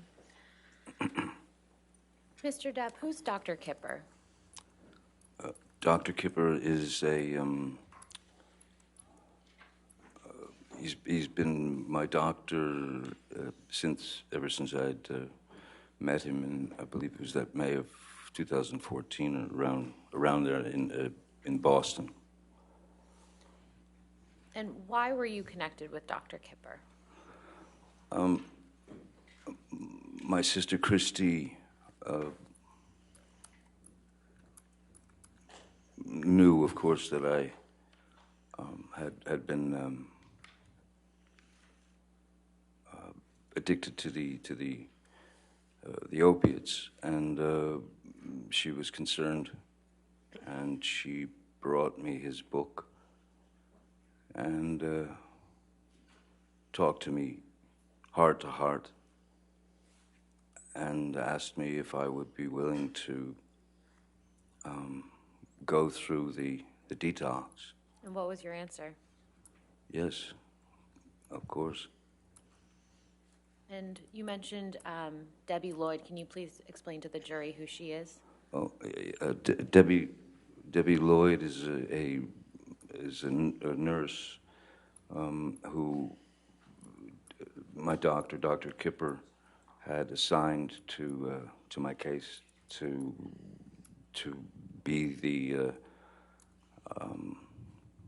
to oversee the detox and deliver the meds, the medications to me that would help with my with the effects of withdrawal that one goes through, to essentially try and knock you out so that you don't go through the nastiness of the affair.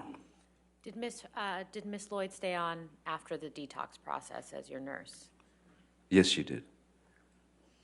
And when you were under Dr. Kipper's care, how often did you see Miss Lloyd? On location every day. Yes, on location every day. Even when after a year or two, I was still seeing her at least on a bi-weekly basis, 2 to 3 times a week. When did you start the detox process that you mentioned?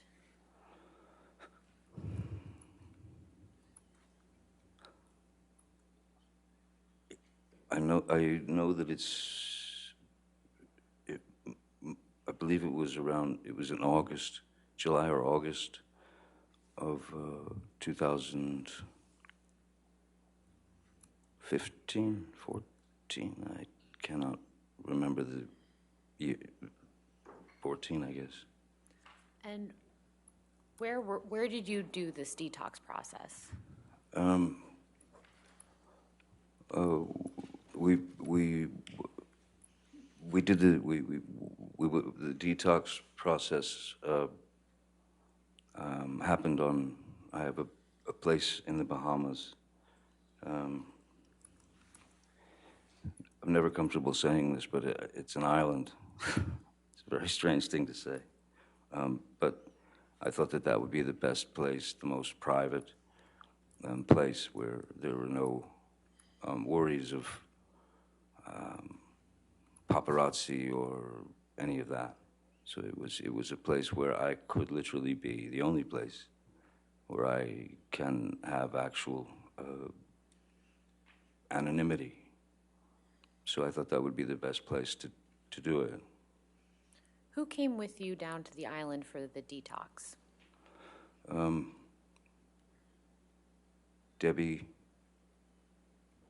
Nurse Debbie Lloyd traveled with me on the plane.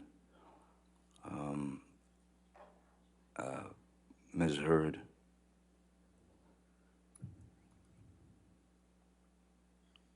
And I believe that was it. On the plane to go to the island for the detox, I was not bringing security. I was not bringing assistance. In fact, initially, my sister Christy was going to go there to help Ms. Lloyd and the doctor through the detox, which made perfect sense since that the whole thing had been born out of her desire for me to get clean. So initially it was supposed to be Christy coming in place of Ms. Heard. There was a great part of me that was very uncomfortable with Ms. Heard coming along for that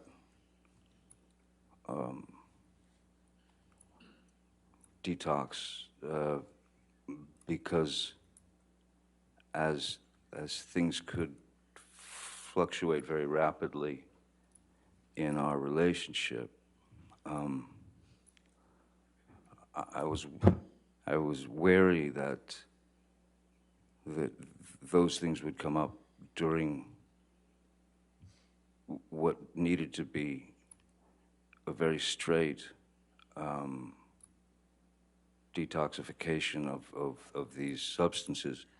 And I was well aware that it was not going to be pleasant. I was well aware that I was going to go through quite a bit of physical changes, physical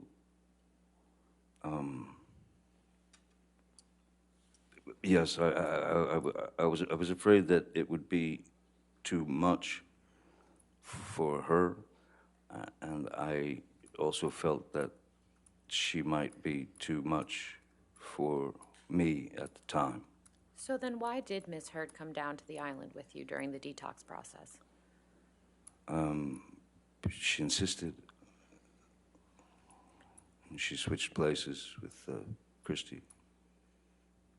Could you please describe for the jury, Mr. Depp, what it feels like to go through a detox from opioids? I would say the best way to describe it is it feels like it feels like the inside of you, the very inside of you, is trying to escape the body. So it becomes obviously very physical, and so therefore you'll go into a withdrawal would mean that you would go into you'd have immense cramps in your stomach, your muscles would seize, my body would shake. The pain is like nothing I've ever experienced before. Part of it was, so the best way to explain it, for example, there was a situation that when we were on the island and I was going through the detox, and it was hitting pretty hard at that point. And Ms. Heard had made a deal with Nurse Debbie and Dr. Kipper to stay at their end of the island, and that she would administer the drugs to me, administer the medications that I needed to not go into for lack of a better word, these intense, sharp, painful heebie-jeebies. And there was a moment when I could feel my body starting to tense, and I could feel the withdrawals coming on, and they come on quick, and they're not discreet. They go straight for the jugular. I mean, like I said, when your receptors are in full bloom and begging for the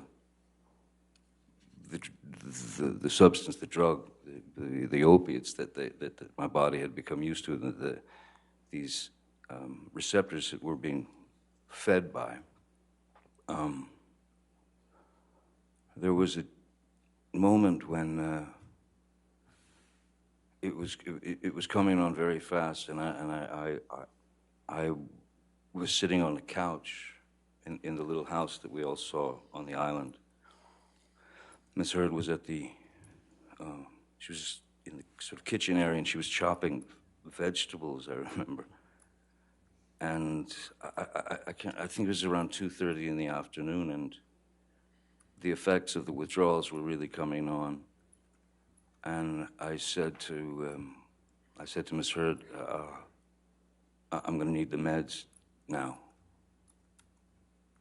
And she said, she looked at the clock and she said, "It's not time." And I said, No, you don't understand. This is not about clocks and watches and things. I'm going into the ship, and it was visible. And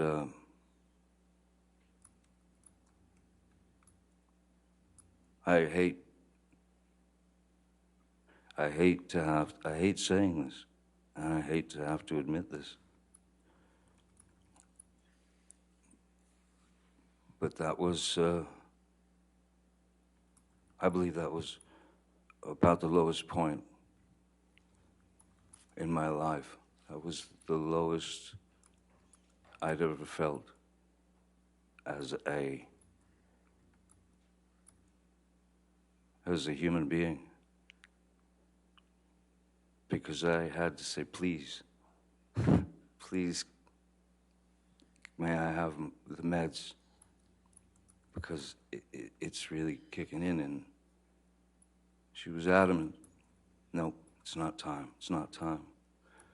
So in explaining how these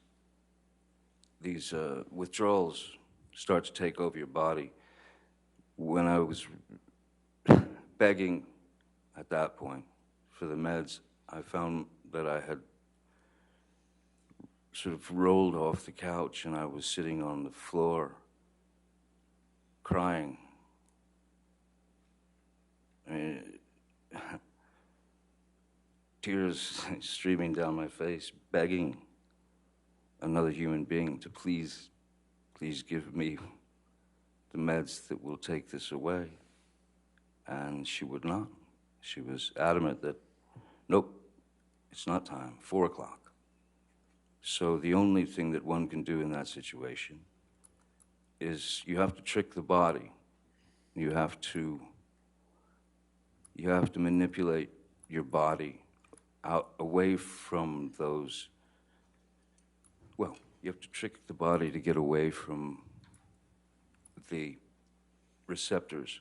So the only thing that one can do is you go straight to the shower, and you put it on scalding water, and you stand underneath a scalding shower, and essentially you're burning the top, your skin is burning from the heat of the water.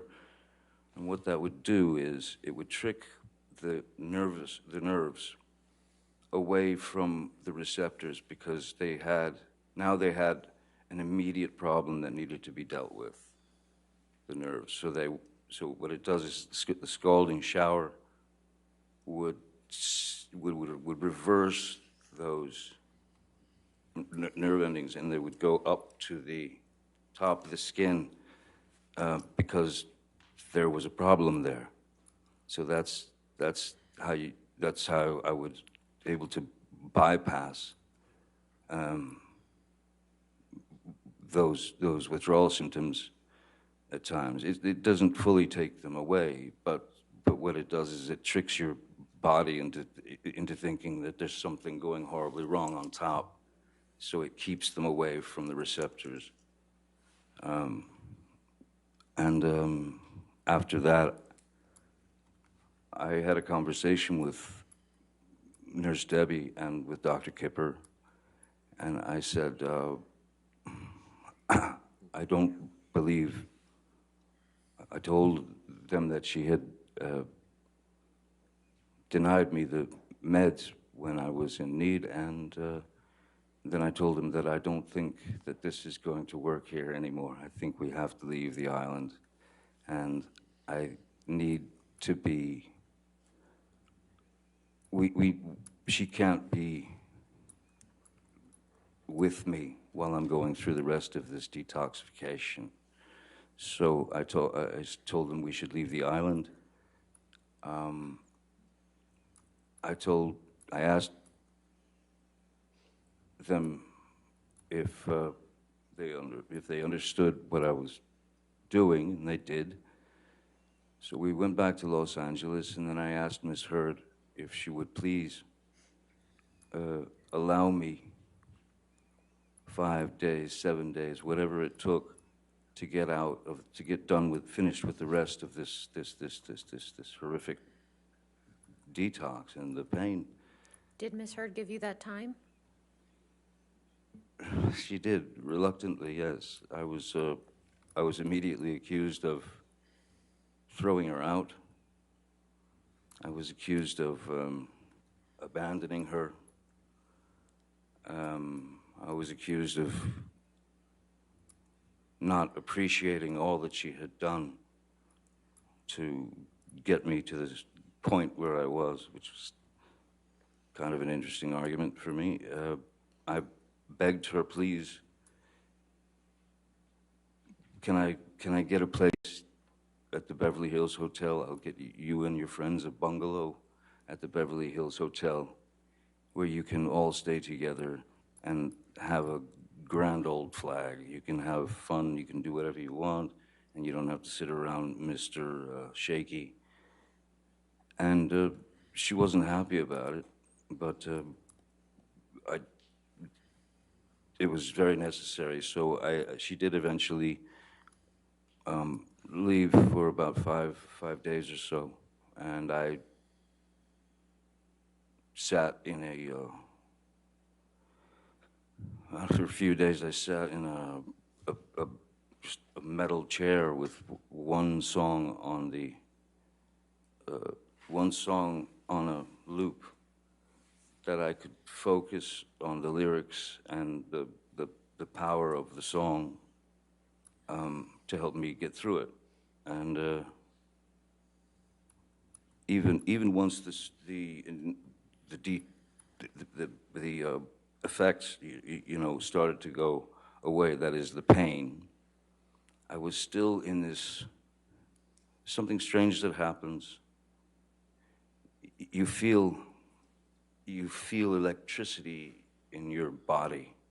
You feel this electric, very foreign, and you're just sitting there like going through it. And I didn't understand what the electricity was until probably, and this lasted for, the electricity, that feeling lasted for a month, 2 months. And I finally realized at a certain point what that electricity was. And I was feeling, that's what it was. I was actually feeling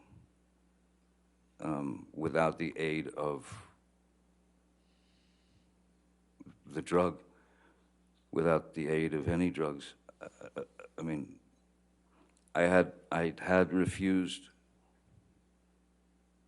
with Dr. Kipper and Nurse Debbie and Amber at the table before she left for the hotel with her friends.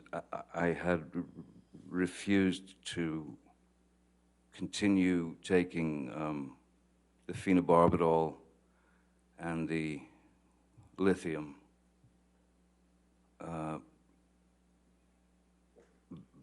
because to me it was just another drug in the way. It seemed like it was just another hurdle to get over.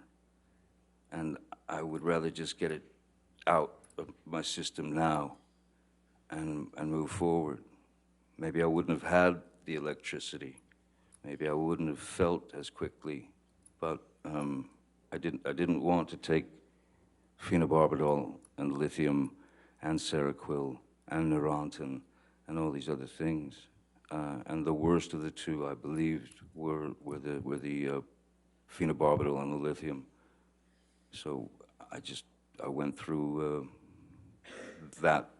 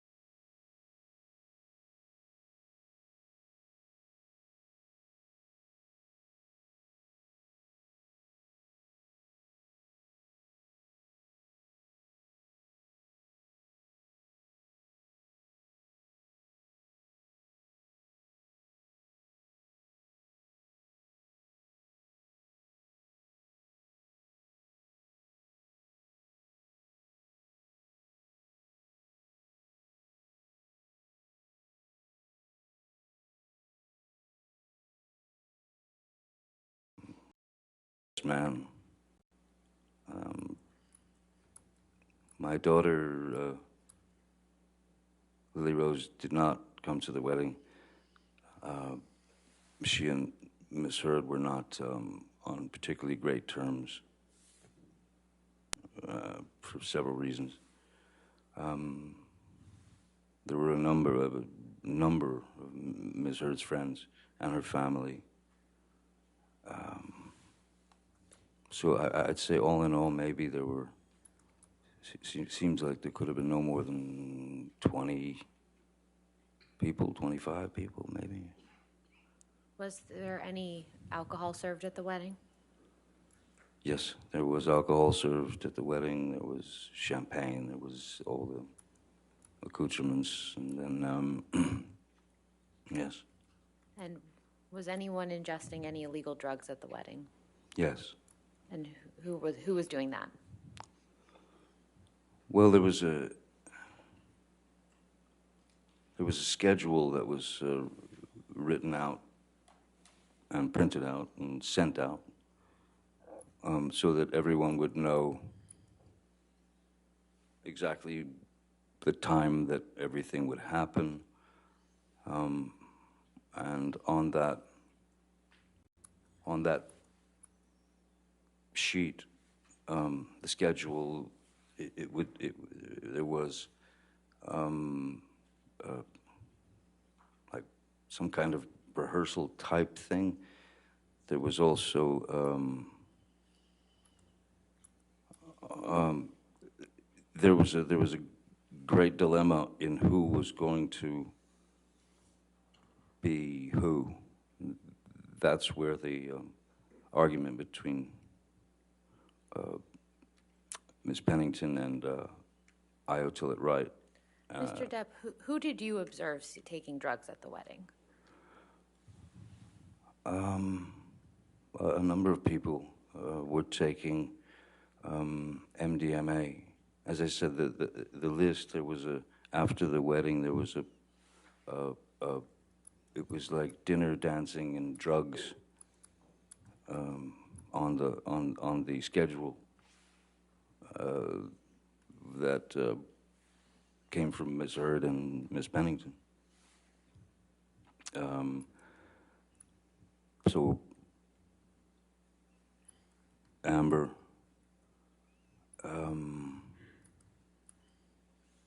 Raquel,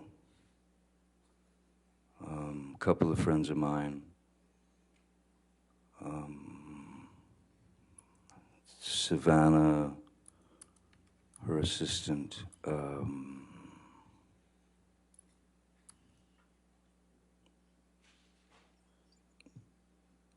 Tillett-Wright,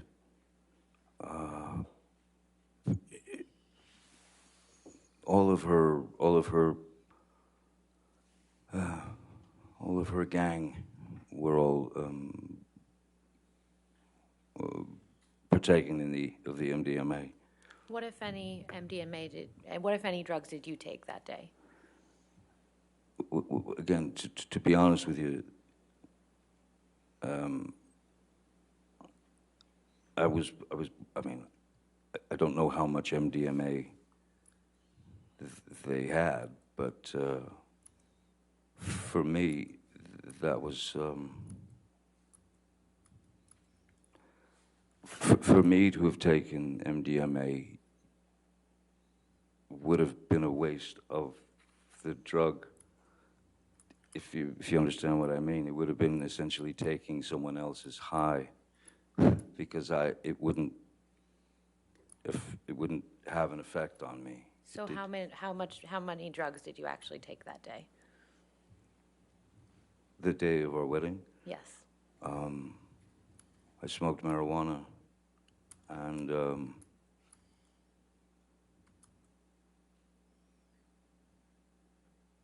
I don't remember drinking. I don't remember that I was drinking then.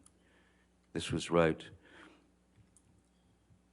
This was right before she was going to London to do, I believe, London Fields, and I was going off to Australia to do Pirates 5. I'm pretty positive at that point I wasn't partaking of alcohol. My drug of choice is, or was, and it is marijuana.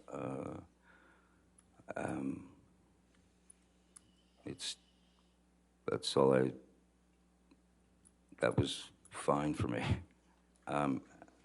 So dipping into a little tiny baggie of, licking your finger and dipping into a little tiny communal bag of MDMA, it was pointless for me. When you and Miss Heard got married, did you have a prenuptial agreement in place? No, we did not, no. And why not?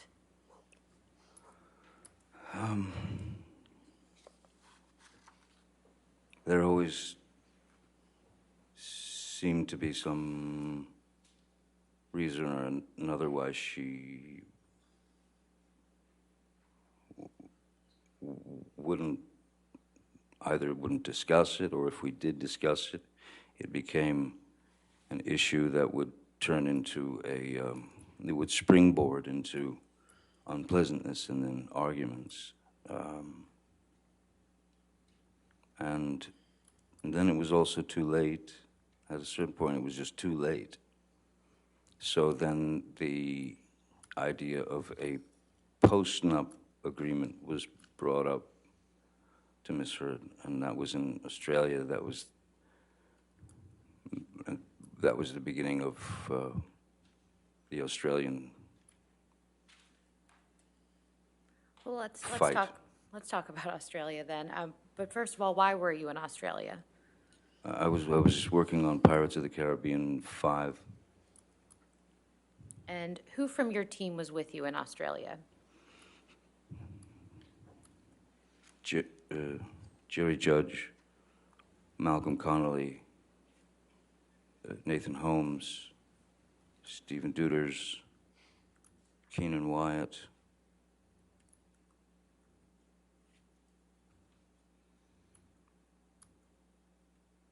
I believe that was it.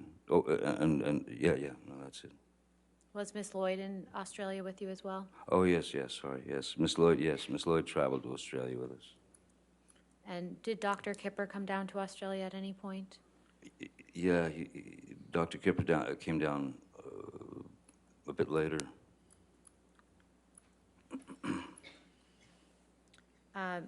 Mr. Wyatt testified yesterday that he observed you have a meeting with Sean Bailey in Australia. Do you remember that? Yes. And could you please tell the jury who Sean Bailey is? Sean Bailey, at that time, I believe he was the number 3 man at Disney in terms of hierarchy. He was upper echelon Disney, so he was under Bob Iger, and initially under Dick Cook, who was removed from Disney for some reason. So yes, he was number 3 man at Disney. And why were you having a discussion with Mr. Bailey? The discussions that I was having with Mr. Bailey, with Sean Bailey, were they had to do with, well, as I think we've established, I have always, from the beginning of that series of films, I had always rewritten my character's words and jokes, if you will, and situational comedy and things that I would add. And Mr. Bailey was very complimentary about some of the things that I'd done. He'd come over to me laughing after Objection. a take. Calls for hearsay. Your Honor, this is just discussing generally what they were talking about. He was getting specific. I'll sustain that if you want to continue. That's fine. Mr. Depp, was Ms. Heard in Australia with you? She came a little later, yes. Do you recall when she came down? I don't recall. Well, no, I do recall. It was March. It was March. And what happened when Ms. Heard came to visit you in Australia?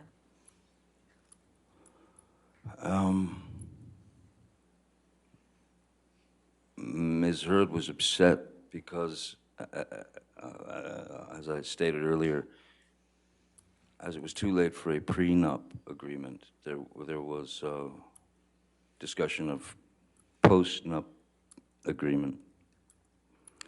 And I had called my lawyer at the time and asked him if he could have one of his lawyers sit down with Ms. Heard and give her a basic rundown of what a postnuptial agreement meant, and I was told that they showed Objection, hearsay. Your Honor, this is something he asked an attorney. It's not a statement of fact that's being offered for its truth. Yeah, I'll sustain the objection. Okay, next question. What did Ms. Heard tell you she was upset about when she arrived in Australia? Ms. Heard told me that the attorney that she met with was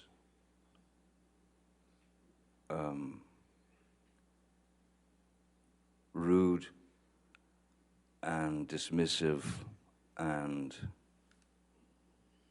all she was being shown was an example of a postnuptial agreement.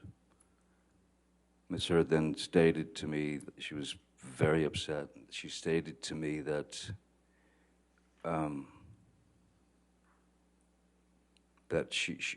what she had said was, she said to the lawyer, the woman, that this Johnny can't, he must not, he doesn't know about this. He's never seen, he doesn't know that this is what this is. No way he would agree to this. And what Ms. Heard then expressed to me was that the lawyer, the woman, had laughed at her and said, "Oh, he knows. Yes, he knows everything." Which sent her into a tailspin. So by the time she arrived in Australia, that was sunk very deep into her psyche. I mean, so much so that what really surprised me was that she kept saying, "I'm not even in your will. I'm not even in your will." I thought that was an odd thing to say. Especially since I don't think anybody had had time to change wills or anything of that nature. So those things just didn't, it felt wrong. And she could not let go of the fact that I was in on this post-nup agreement, and that I was trying to trick her into essentially getting nothing if something were to happen. And how did you respond to Ms. Heard? So I just told her those are not my intentions, you know. And at a certain point, you don't know what to do. I mean, the person is telling you, she's telling you, you don't trust me, you don't trust me, you don't trust me, and I can't speak about legal documents. I can't speak legalese. I can't explain to her these things. All I could do was try to calm her down and say that I was not out to screw her over or put her in a position that was uncomfortable. Did that work? These were stock, normal things to do. It did not work, no. It escalated and escalated and turned into madness, chaos, Can you please violence. Can you please describe that chaos and violence?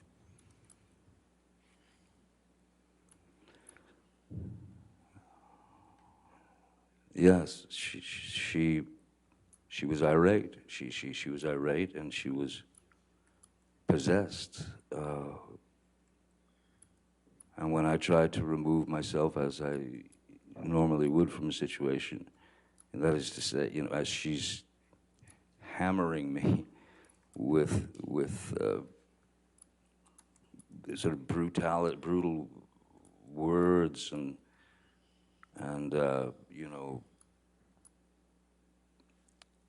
you know, I don't, pardon my language, but I remember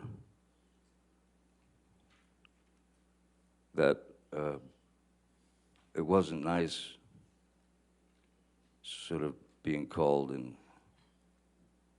ass kisser to lawyers or a pussy that didn't fight for her or stand up for her.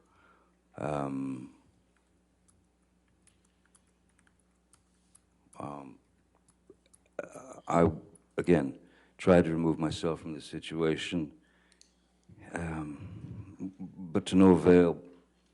As I literally, the house that they had rented for me in Australia was quite a large place. It was quite a bit of a labyrinth, you know, and a lot of rooms, a lot of extra rooms.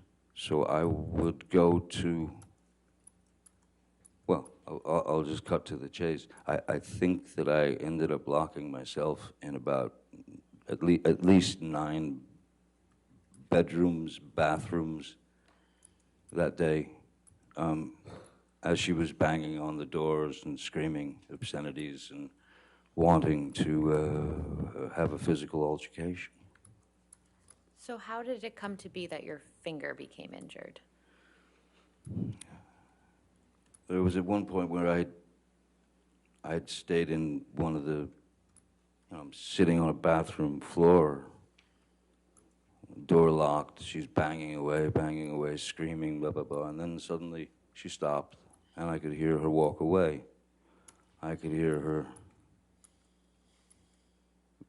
sort of receding into the distance, if you will, and I you know, yes, yes, it became very emotional because you can't win for losing.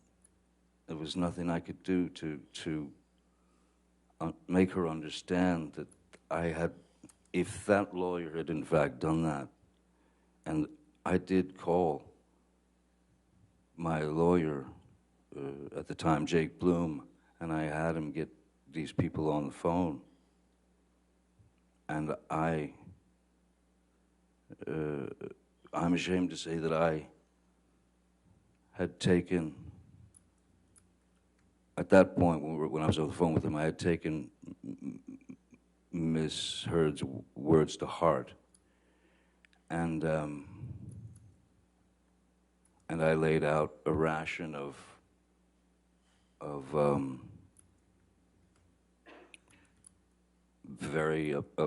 I was very upset that she was pushed to that limit because I had believed it. And in fact, none of it had happened. So it was all getting too crazy. And again, I had been sober for many, many months from alcohol. and substances, aside from the marijuana. And I left the place, the room that I was hiding in, or not hiding, locked myself into, and I went downstairs in the house. Downstairs in the house, as soon as you walk in the house, you can go upstairs or downstairs. Downstairs there was a sort of a rec area, pool table and such, and there was a bar.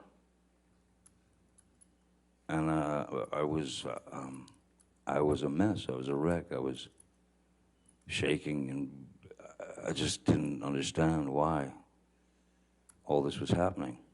So I went behind the bar. I grabbed a bottle of vodka that was there and a shot glass and sat at the bar. She was nowhere around. And I poured myself 2 or 3 stiff shots of the vodka. First taste of alcohol I'd had in a long time. And then she came down to the bar and found me there. And of course started screaming, "Oh, you're drinking again, the monster," and all that. So she walked up to me and reached and grabbed the bottle of vodka, and then just kind of stood back and then hurled it at me, and it just went right past my head and smashed behind me.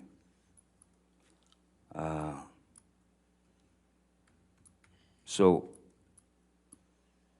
I stood up and I walked behind the bar, and there was a larger bottle of vodka, the kind with the handle, on it. I grabbed that and I went and I sat in my seat again. I opened the bottle and I poured myself a shot and drank it. Miss Heard was flinging insults left, right, and center, and she then grabbed that bottle and threw that at me. And the way that the bar was situated and where Miss Heard was, so if I could show you, so if this is the bar where the glass was and the bottles, if this was the bar and I'm sitting here like this, she would grab the bottle and she would go there. She went there. And so I was leaning like this in the chair, looking at her. First bottle went, then I got the other bottle, shot, takes the second bottle, which was the larger one. I'm in this position again, and my hand is on the edge of the bar, like that, leaning over, the fingers like that, and she threw the large bottle, and it made contact and shattered everywhere. And I honestly didn't feel the pain at first at all. I felt no pain whatsoever. What I felt was, I felt heat. I felt heat, and I felt as if something were dripping down my hand, and then I looked down and realized that the tip of my finger had been severed, and I was looking directly at my bones sticking out, and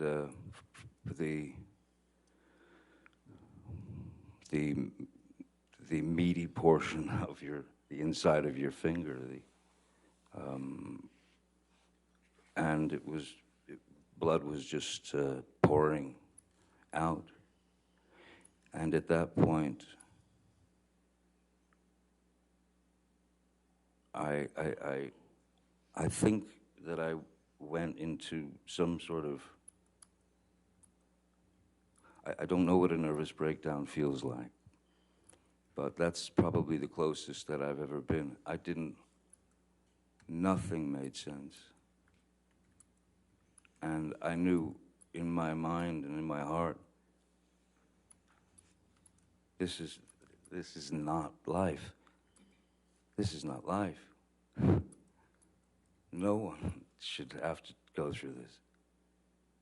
And as I said, this feeling of being in the middle of some sort of nervous breakdown, I started to write with my blood, in my own blood, on the walls, little reminders from our past that essentially represented lies that she had told me and lies that I had caught her in.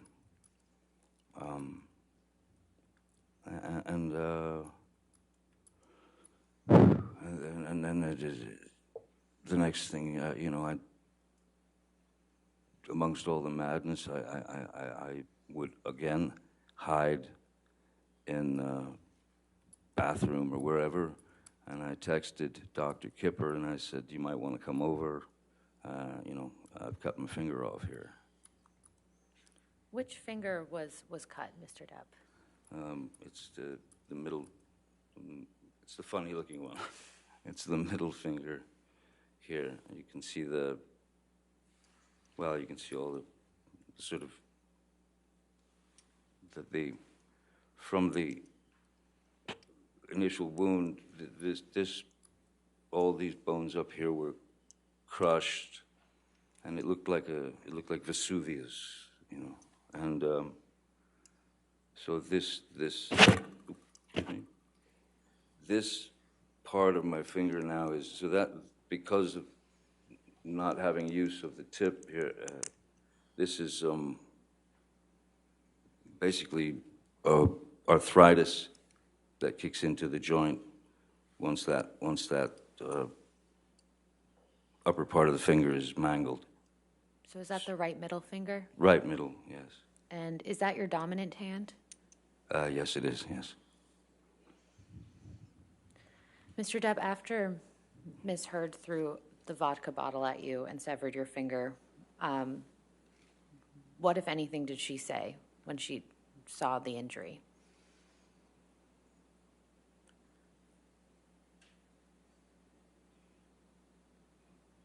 I don't recall anything, but just, it was almost like white noise, just someone yelling. It was just a high-pitched, constant attack of insults. It was just jumbled words to me in a very high frequency, and I was in a bit of shock, I was in shock. You mentioned that you reached out to Dr. Kipper. Did you receive medical attention after that? Yes. Jerry Judge, Malcolm Connolly, I believe Debbie Lloyd was there. Yes, Debbie Lloyd was there. Ben King had arrived as well. Who is Ben King? Ben King he's essentially, he's a house, sort of an estate manager, and we'd worked together in London a few times, and he's a wonderful guy. So I brought Ben along to Australia to manage everything. He's very, very good and very nice. And then there was also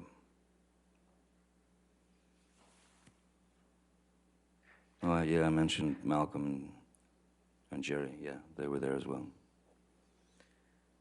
Which, if any, of the medical professionals that you saw that day did you tell what happened to your finger?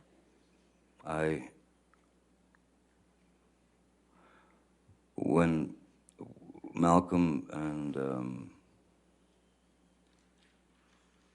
Dr. Kipper, when they took me to, first we went to Malcolm's apartment where he was staying while we were shooting the film, and tried to clean my hand because I had worked the day before, and obviously when you're playing pirate, Captain Jack or whatever, you're covered. They paint with alcohol, with rubbing alcohol. They paint dirt all into your hands and into your face and everything.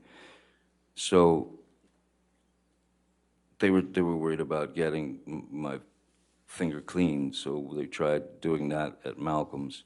And then Kipper said, no, we've got to get to emergency room, and we've got to get hold of the tip of his finger. So we went to the emergency room.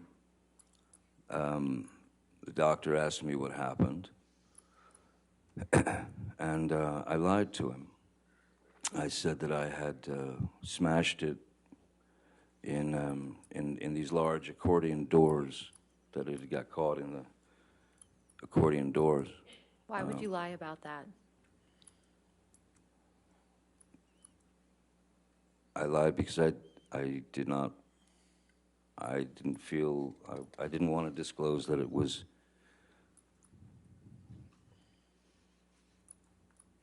what it was. I didn't want to disclose that it had been, I didn't want to disclose that it had been misheard, that it had thrown a vodka bottle at me and then took my finger off. I didn't want to get her in trouble. I didn't want to, I tried to just keep things as copacetic and as easy as possible for everyone. I did not want to put her name in that mix. Did you tell Dr. Kipper what had actually happened to your finger? Yes. After you returned from the hospital, where did you go? I went to Malcolm Connolly's apartment and slept on his couch. And to the extent that you know, where was Miss Heard during this time? Ms. Heard was, I wasn't there, but I had, it was clear that she had to, she needed to leave. And I'd asked them to get her on a flight from Melbourne or Sydney or wherever back to Los Angeles. Why did you ask for that? I didn't want to see her. I didn't want to see her. I didn't want to have any more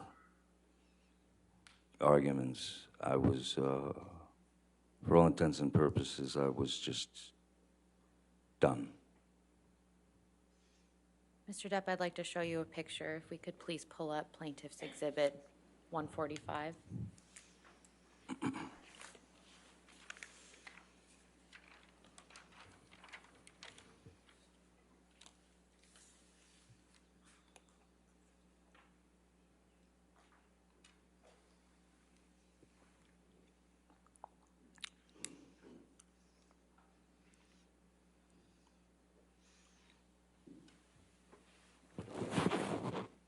Mr. Depp, what is this a picture of? That is, that's me in the emergency room. I see a detail that I'd forgotten, which is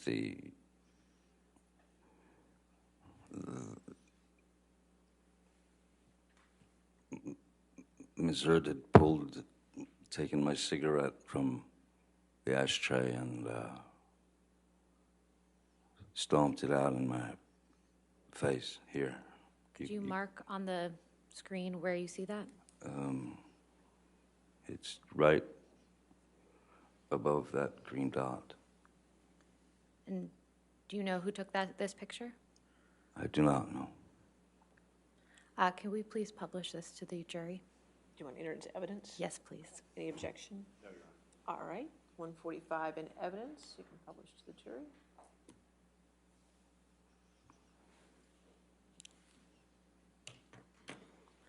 And so, Mr. Depp, now that the jury can see the photograph, can you again explain what that green dot is identifying?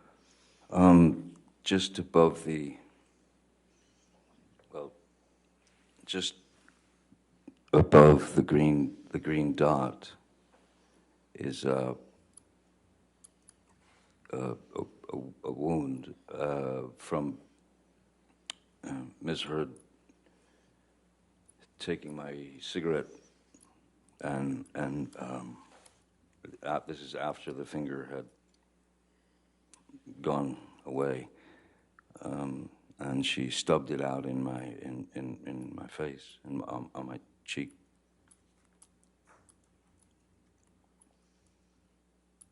So that's the result of that.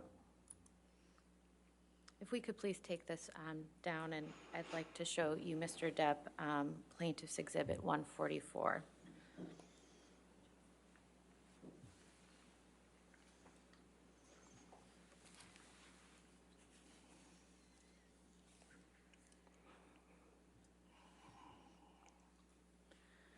Yep, that's. What is this a picture of, Mr. Depp? The remains of my finger. And was this taken shortly after you were injured? I believe this was taken at the emergency room, I'd imagine. I'd move to this into evidence, but I'd like to also warn the jury and the people in the audience that this is a very graphic picture. All right, any objection? No, Your Honor. All right, 144.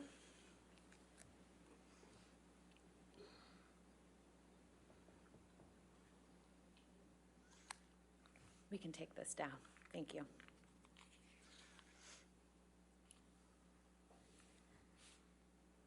Mr. Depp, how long after your finger was injured did you return to LA?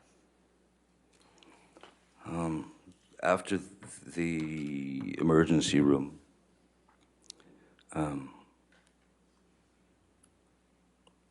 the following day, I was sent to they'd found a surgeon in Australia, so that I could go. They wanted me to take X-rays taken and all that. So we went to that doctor, the finger surgeon, and he asked me what happened to my finger, and I again lied, and I stuck to the story that it was smashed in an accordion, a large accordion door, and he looked at me as if I were lying, and the next thing I heard was, "Sir, that is a wound of velocity." And Objection, hearsay. Your Honor, this is a communication in the context of medical treatment. I'll sustain the objection. Moving on. So Mr. Depp, this was a surgeon you saw in Australia? yes, When did you return to Los Angeles after seeing that surgeon? I believe it was probably the next day, where it might have been Kipper or someone who had hooked me up with a wonderful, a great expert in reconstruction of, hands, fingers, digits, whatever. So I went to see the surgeon, and we prepped for surgery, pretty quickly. And what type of surgery did you have on your finger?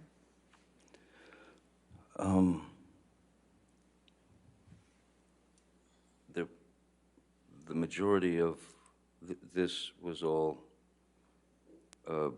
missing, and essentially, to some degree, hollowed out, if you will, because the bone had shattered, and then there was the bone that was sticking out down there. So he had to do a skin graft from this part of my hand and graft it onto my finger to give me a finger again. Anything else that was done to your finger to stabilize it?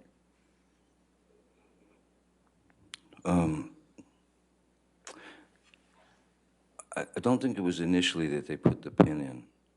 I think the pin, feels like the pin came later. I'm not sure, but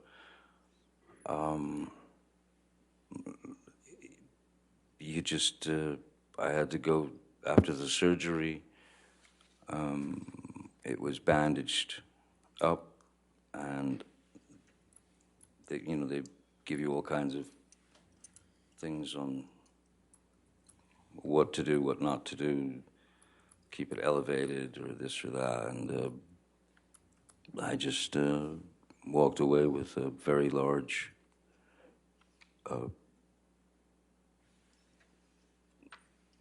middle finger. It was all wrapped up to like this, and then,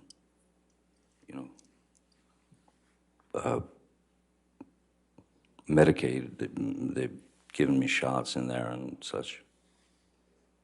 How long did you wear that bandage that you just described?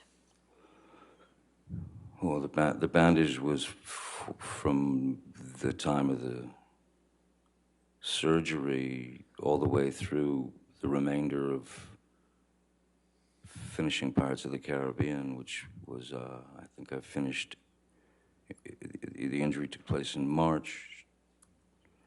Finished Pirates of the Caribbean 5, I believe, in August, beginning of August, end of July. So there was a bandage on it the whole time. What I had to do was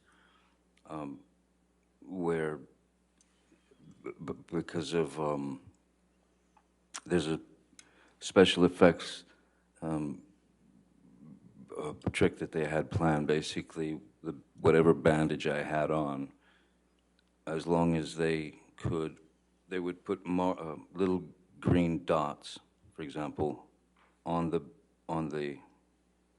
splint and the finger and all that, and the bandages, so that in post-production they could use what's called computer-generated imagery, CGI, to erase the bandage and replace it with a normal finger.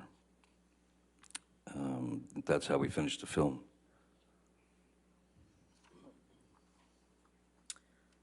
If we could please pull up Plaintiff's Exhibit 61.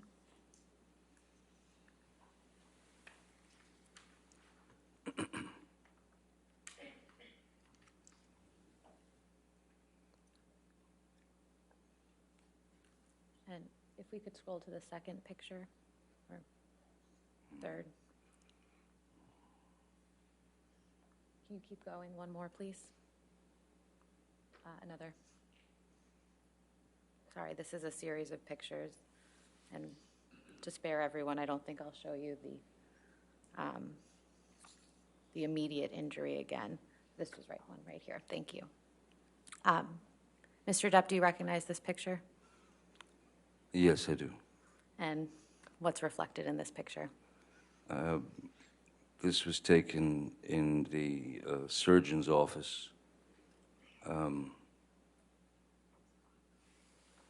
Where I'd go in, well, I had to go in every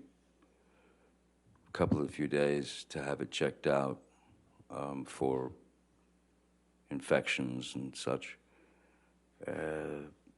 And so the finger, non-finger, was wrapped quite heavily, and there was this medicated, kind of greasy medicated thing on top of the wound itself. And this, I believe, seems like when the pin was in here, and the wrapping is, the bandage is, well, I had my choice, you know, and I thought, well, may as well take the kiddie bandages, you know, dinosaurs and hearts and unicorns. As I said, you know, at least have some humor to deflect the pain. Your Honor, I'd like to move Plaintiff's Exhibit 61 into evidence. Do you want the whole exhibit or just this picture? If we could publish the whole exhibit. You want the whole picture, the Yes. whole exhibit? Any objection to 61? No, Your Honor. All right, 61, but you just want to publish this part of 61? Yes. Okay, thank you.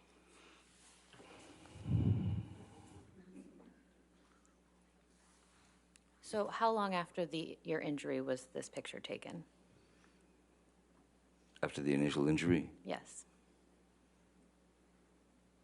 I'd say no more than, it would seem to me, no more than 5 days, a week. And how long was this bandage on your hand for? Well, I was wearing bandages all the way up until I finished the film, and then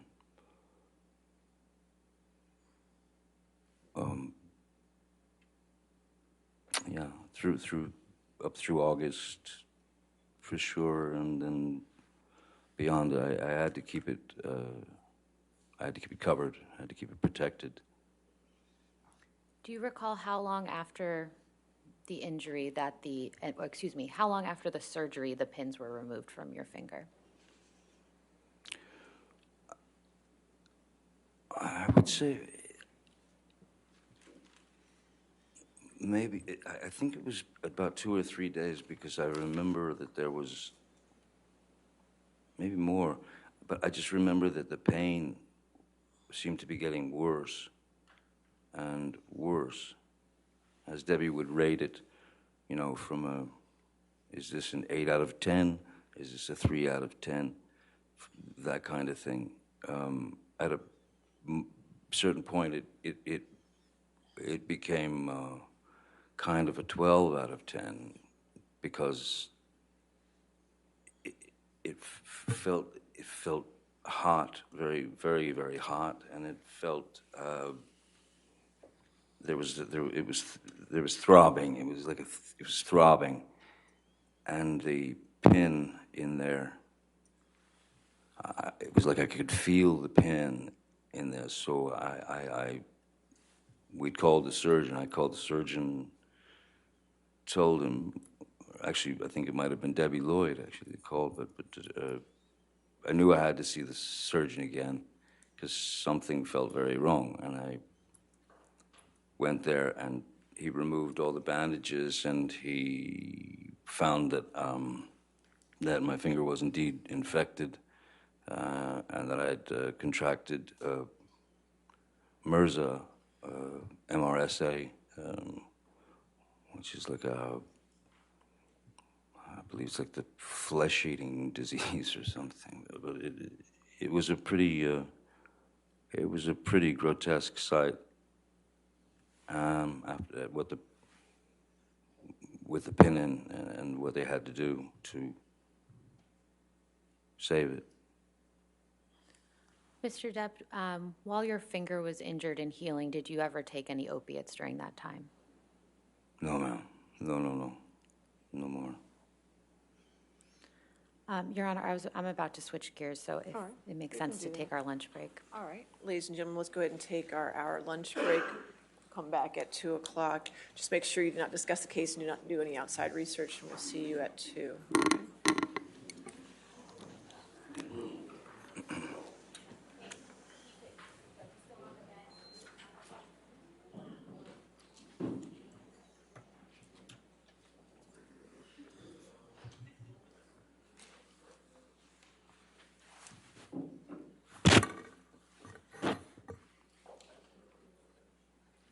And again, sir, since you're still testifying, you cannot discuss your testimony with your attorneys or with anybody else, okay? All right. See everybody at 2? All right, thank you. Thank you.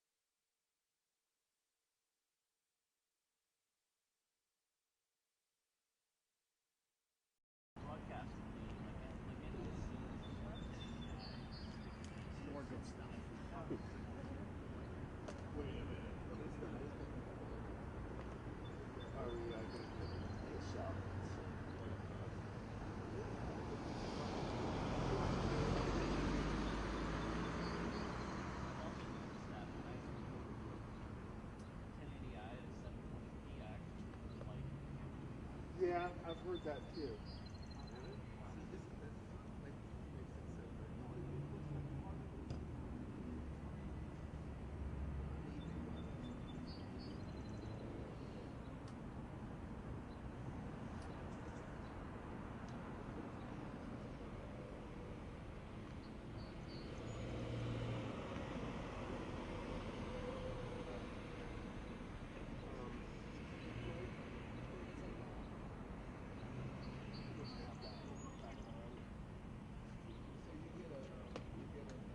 Poor Celia had to listen to beer talk all day.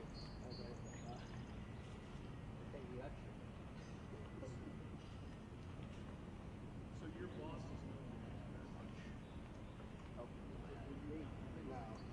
I'm gonna have you come on this side. so much warmer. Yeah. Okay. So I have 4 licenses: 2 100Ks, 2 60Ks. Or no, actually, I think these are 4.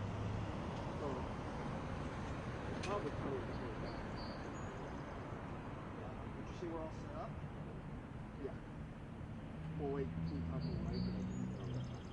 Testing, 1, 2, 3, 4, 1, 2, 3, 4. Yep, you're good.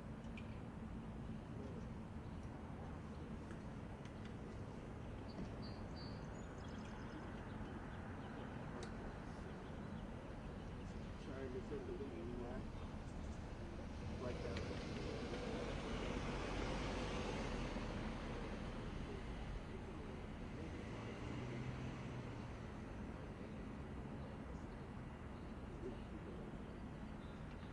Yep.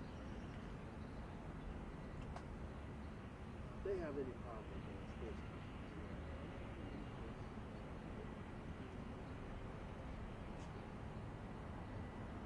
So here's a really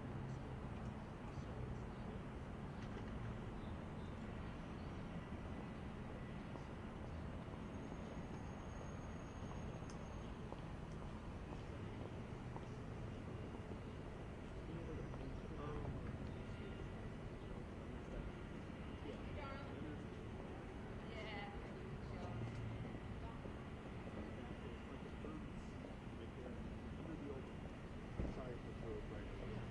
So I'm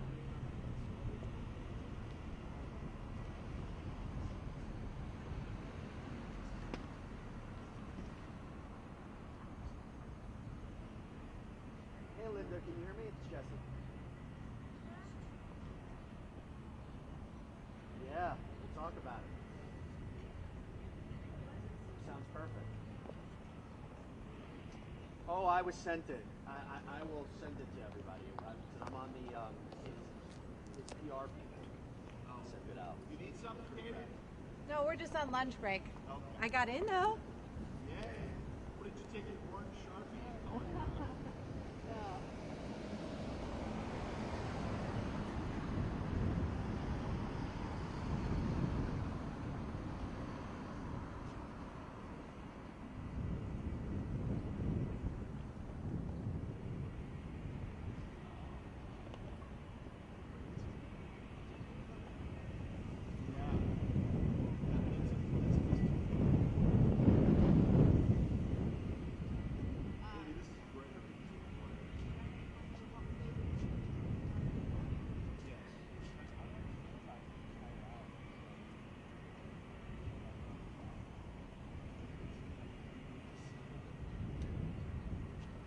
Thanks so much, Linda. Yeah, it's been quite the morning. It's a continuation of what Johnny Depp started with yesterday. His mother, abusive woman, seeking to like his father. He's decided not to fight that. So this is tied for next on self-awareness. And then basically said, you know, I really believe it for her to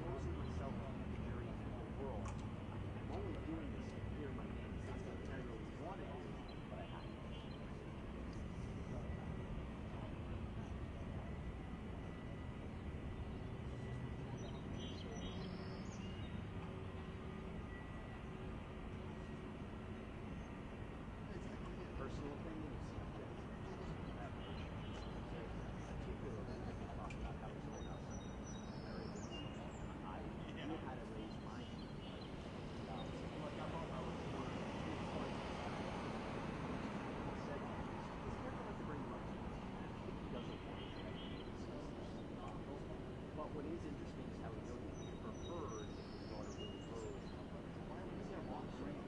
That's why I see Rose didn't come to his wedding. The jury knows that. And remember, he testified right now.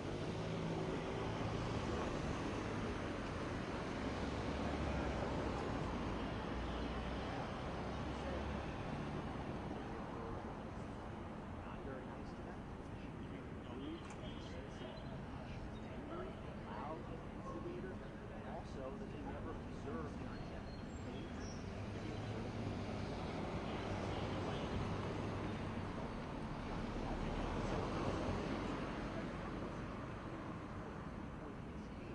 That it's distorting more of what is happening.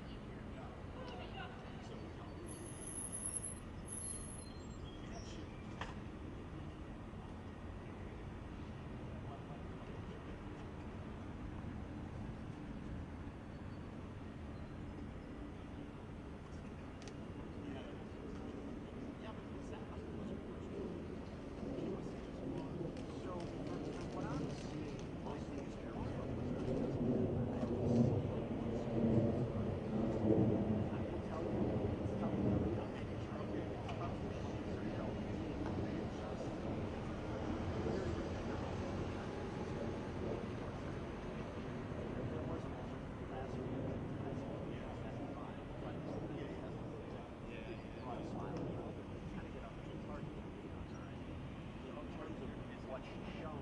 I'm still crossing. We are all going to have this conversation. This morning and I'm not done. And I said this before, I I'll fixed say you. this again. If I were a betting man, it's still an issue.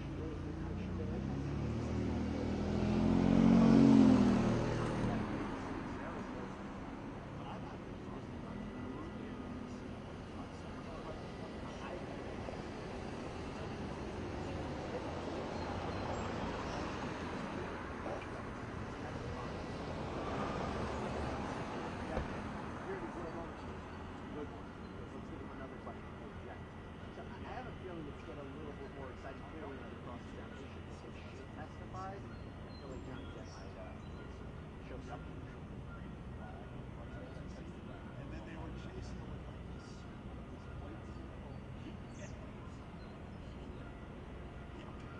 All I did was draw. And so his direct examination is careful. Those are two side. Very curious to see how he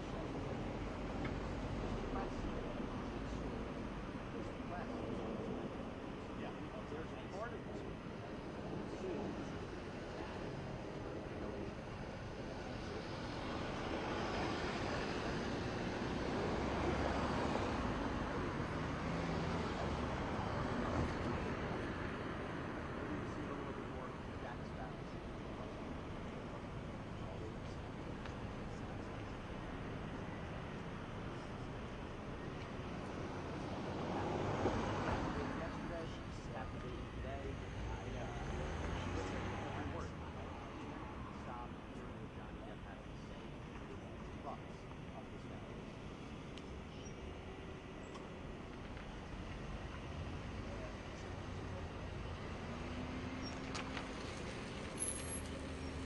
Good morning. Nope.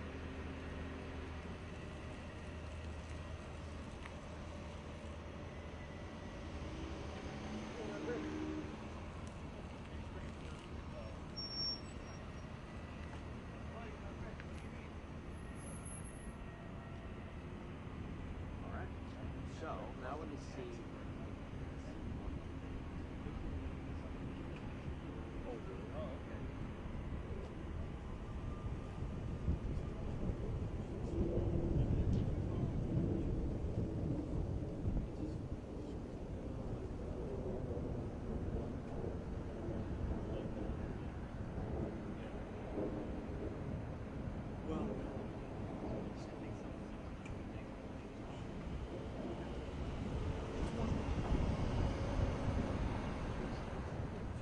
Great shape and got a bright mind. So I've seen guys.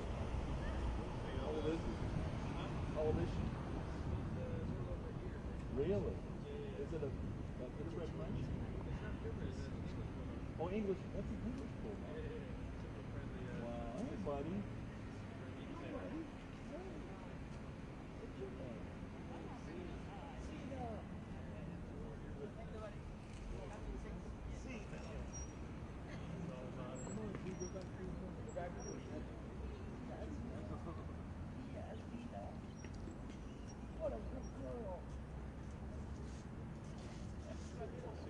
My daughter's got a little Frenchie. Oh yeah? How's that? They're wonderful. A lot of energy, like sneaky energy. But you know what? They're the most, they're just the most, what's the word?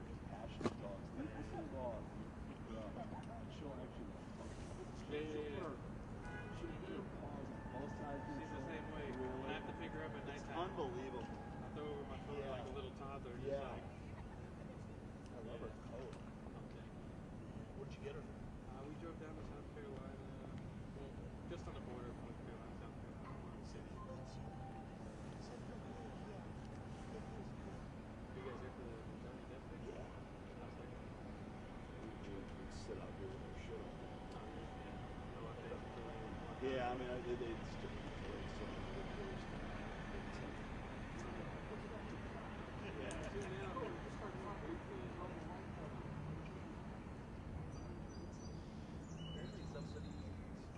So I didn't watch him talk. They were interviewing someone else. it takes I could not like flag your taxes. Out with it, right?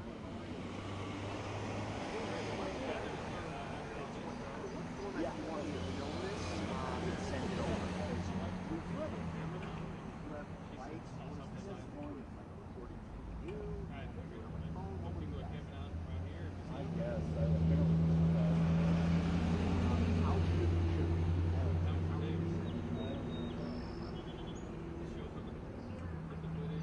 Yeah, this might sound.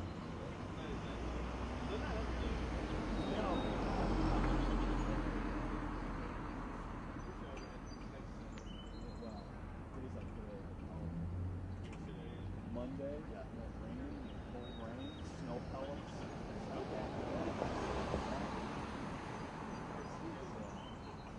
Hope it continues to be like this for you. Yeah, thanks, man. Yeah, of course. Bye, Zena. Sure. Take care. Have a good one. we have a live meeting or we have a TV?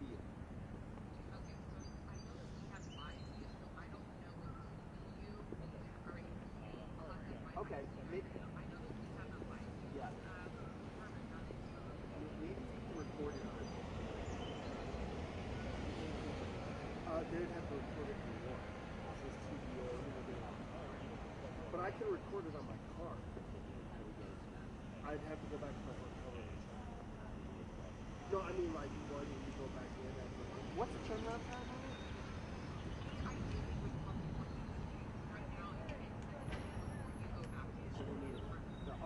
All right, I'm going to film it right now. Don't leave your Also, chair another still. quick question for you. Yeah. The last one, I didn't see the jury's reaction, so I can't. I don't feel 100% comfortable saying Yeah. that, but I can answer all the other questions. Yeah, you showed me your fucking son. Crispy. I need to upgrade on chairs. This is just a little. No, those are great chairs, but is that the Yeah. triangular one? Yeah. There's one that's just like a triangle. Yeah, it's oh, that's, small. Yeah, it's triangle with the back. Yeah, Interesting. That's and a it's like model. it works. And I don't. My It's even truck is- simpler. It's just an actual triangle. You ever seen those? They're like super small. I've got one of those tube things that extends. Yeah, it just goes in the one. But it doesn't have a back. Yeah, I wanted to. That's brilliant. But this fits in my truck. Oh, it's brilliant. I wish I had that. It's like easy. Yeah, they're like $10 on Amazon, man. What time's her hit? Did she have a hit?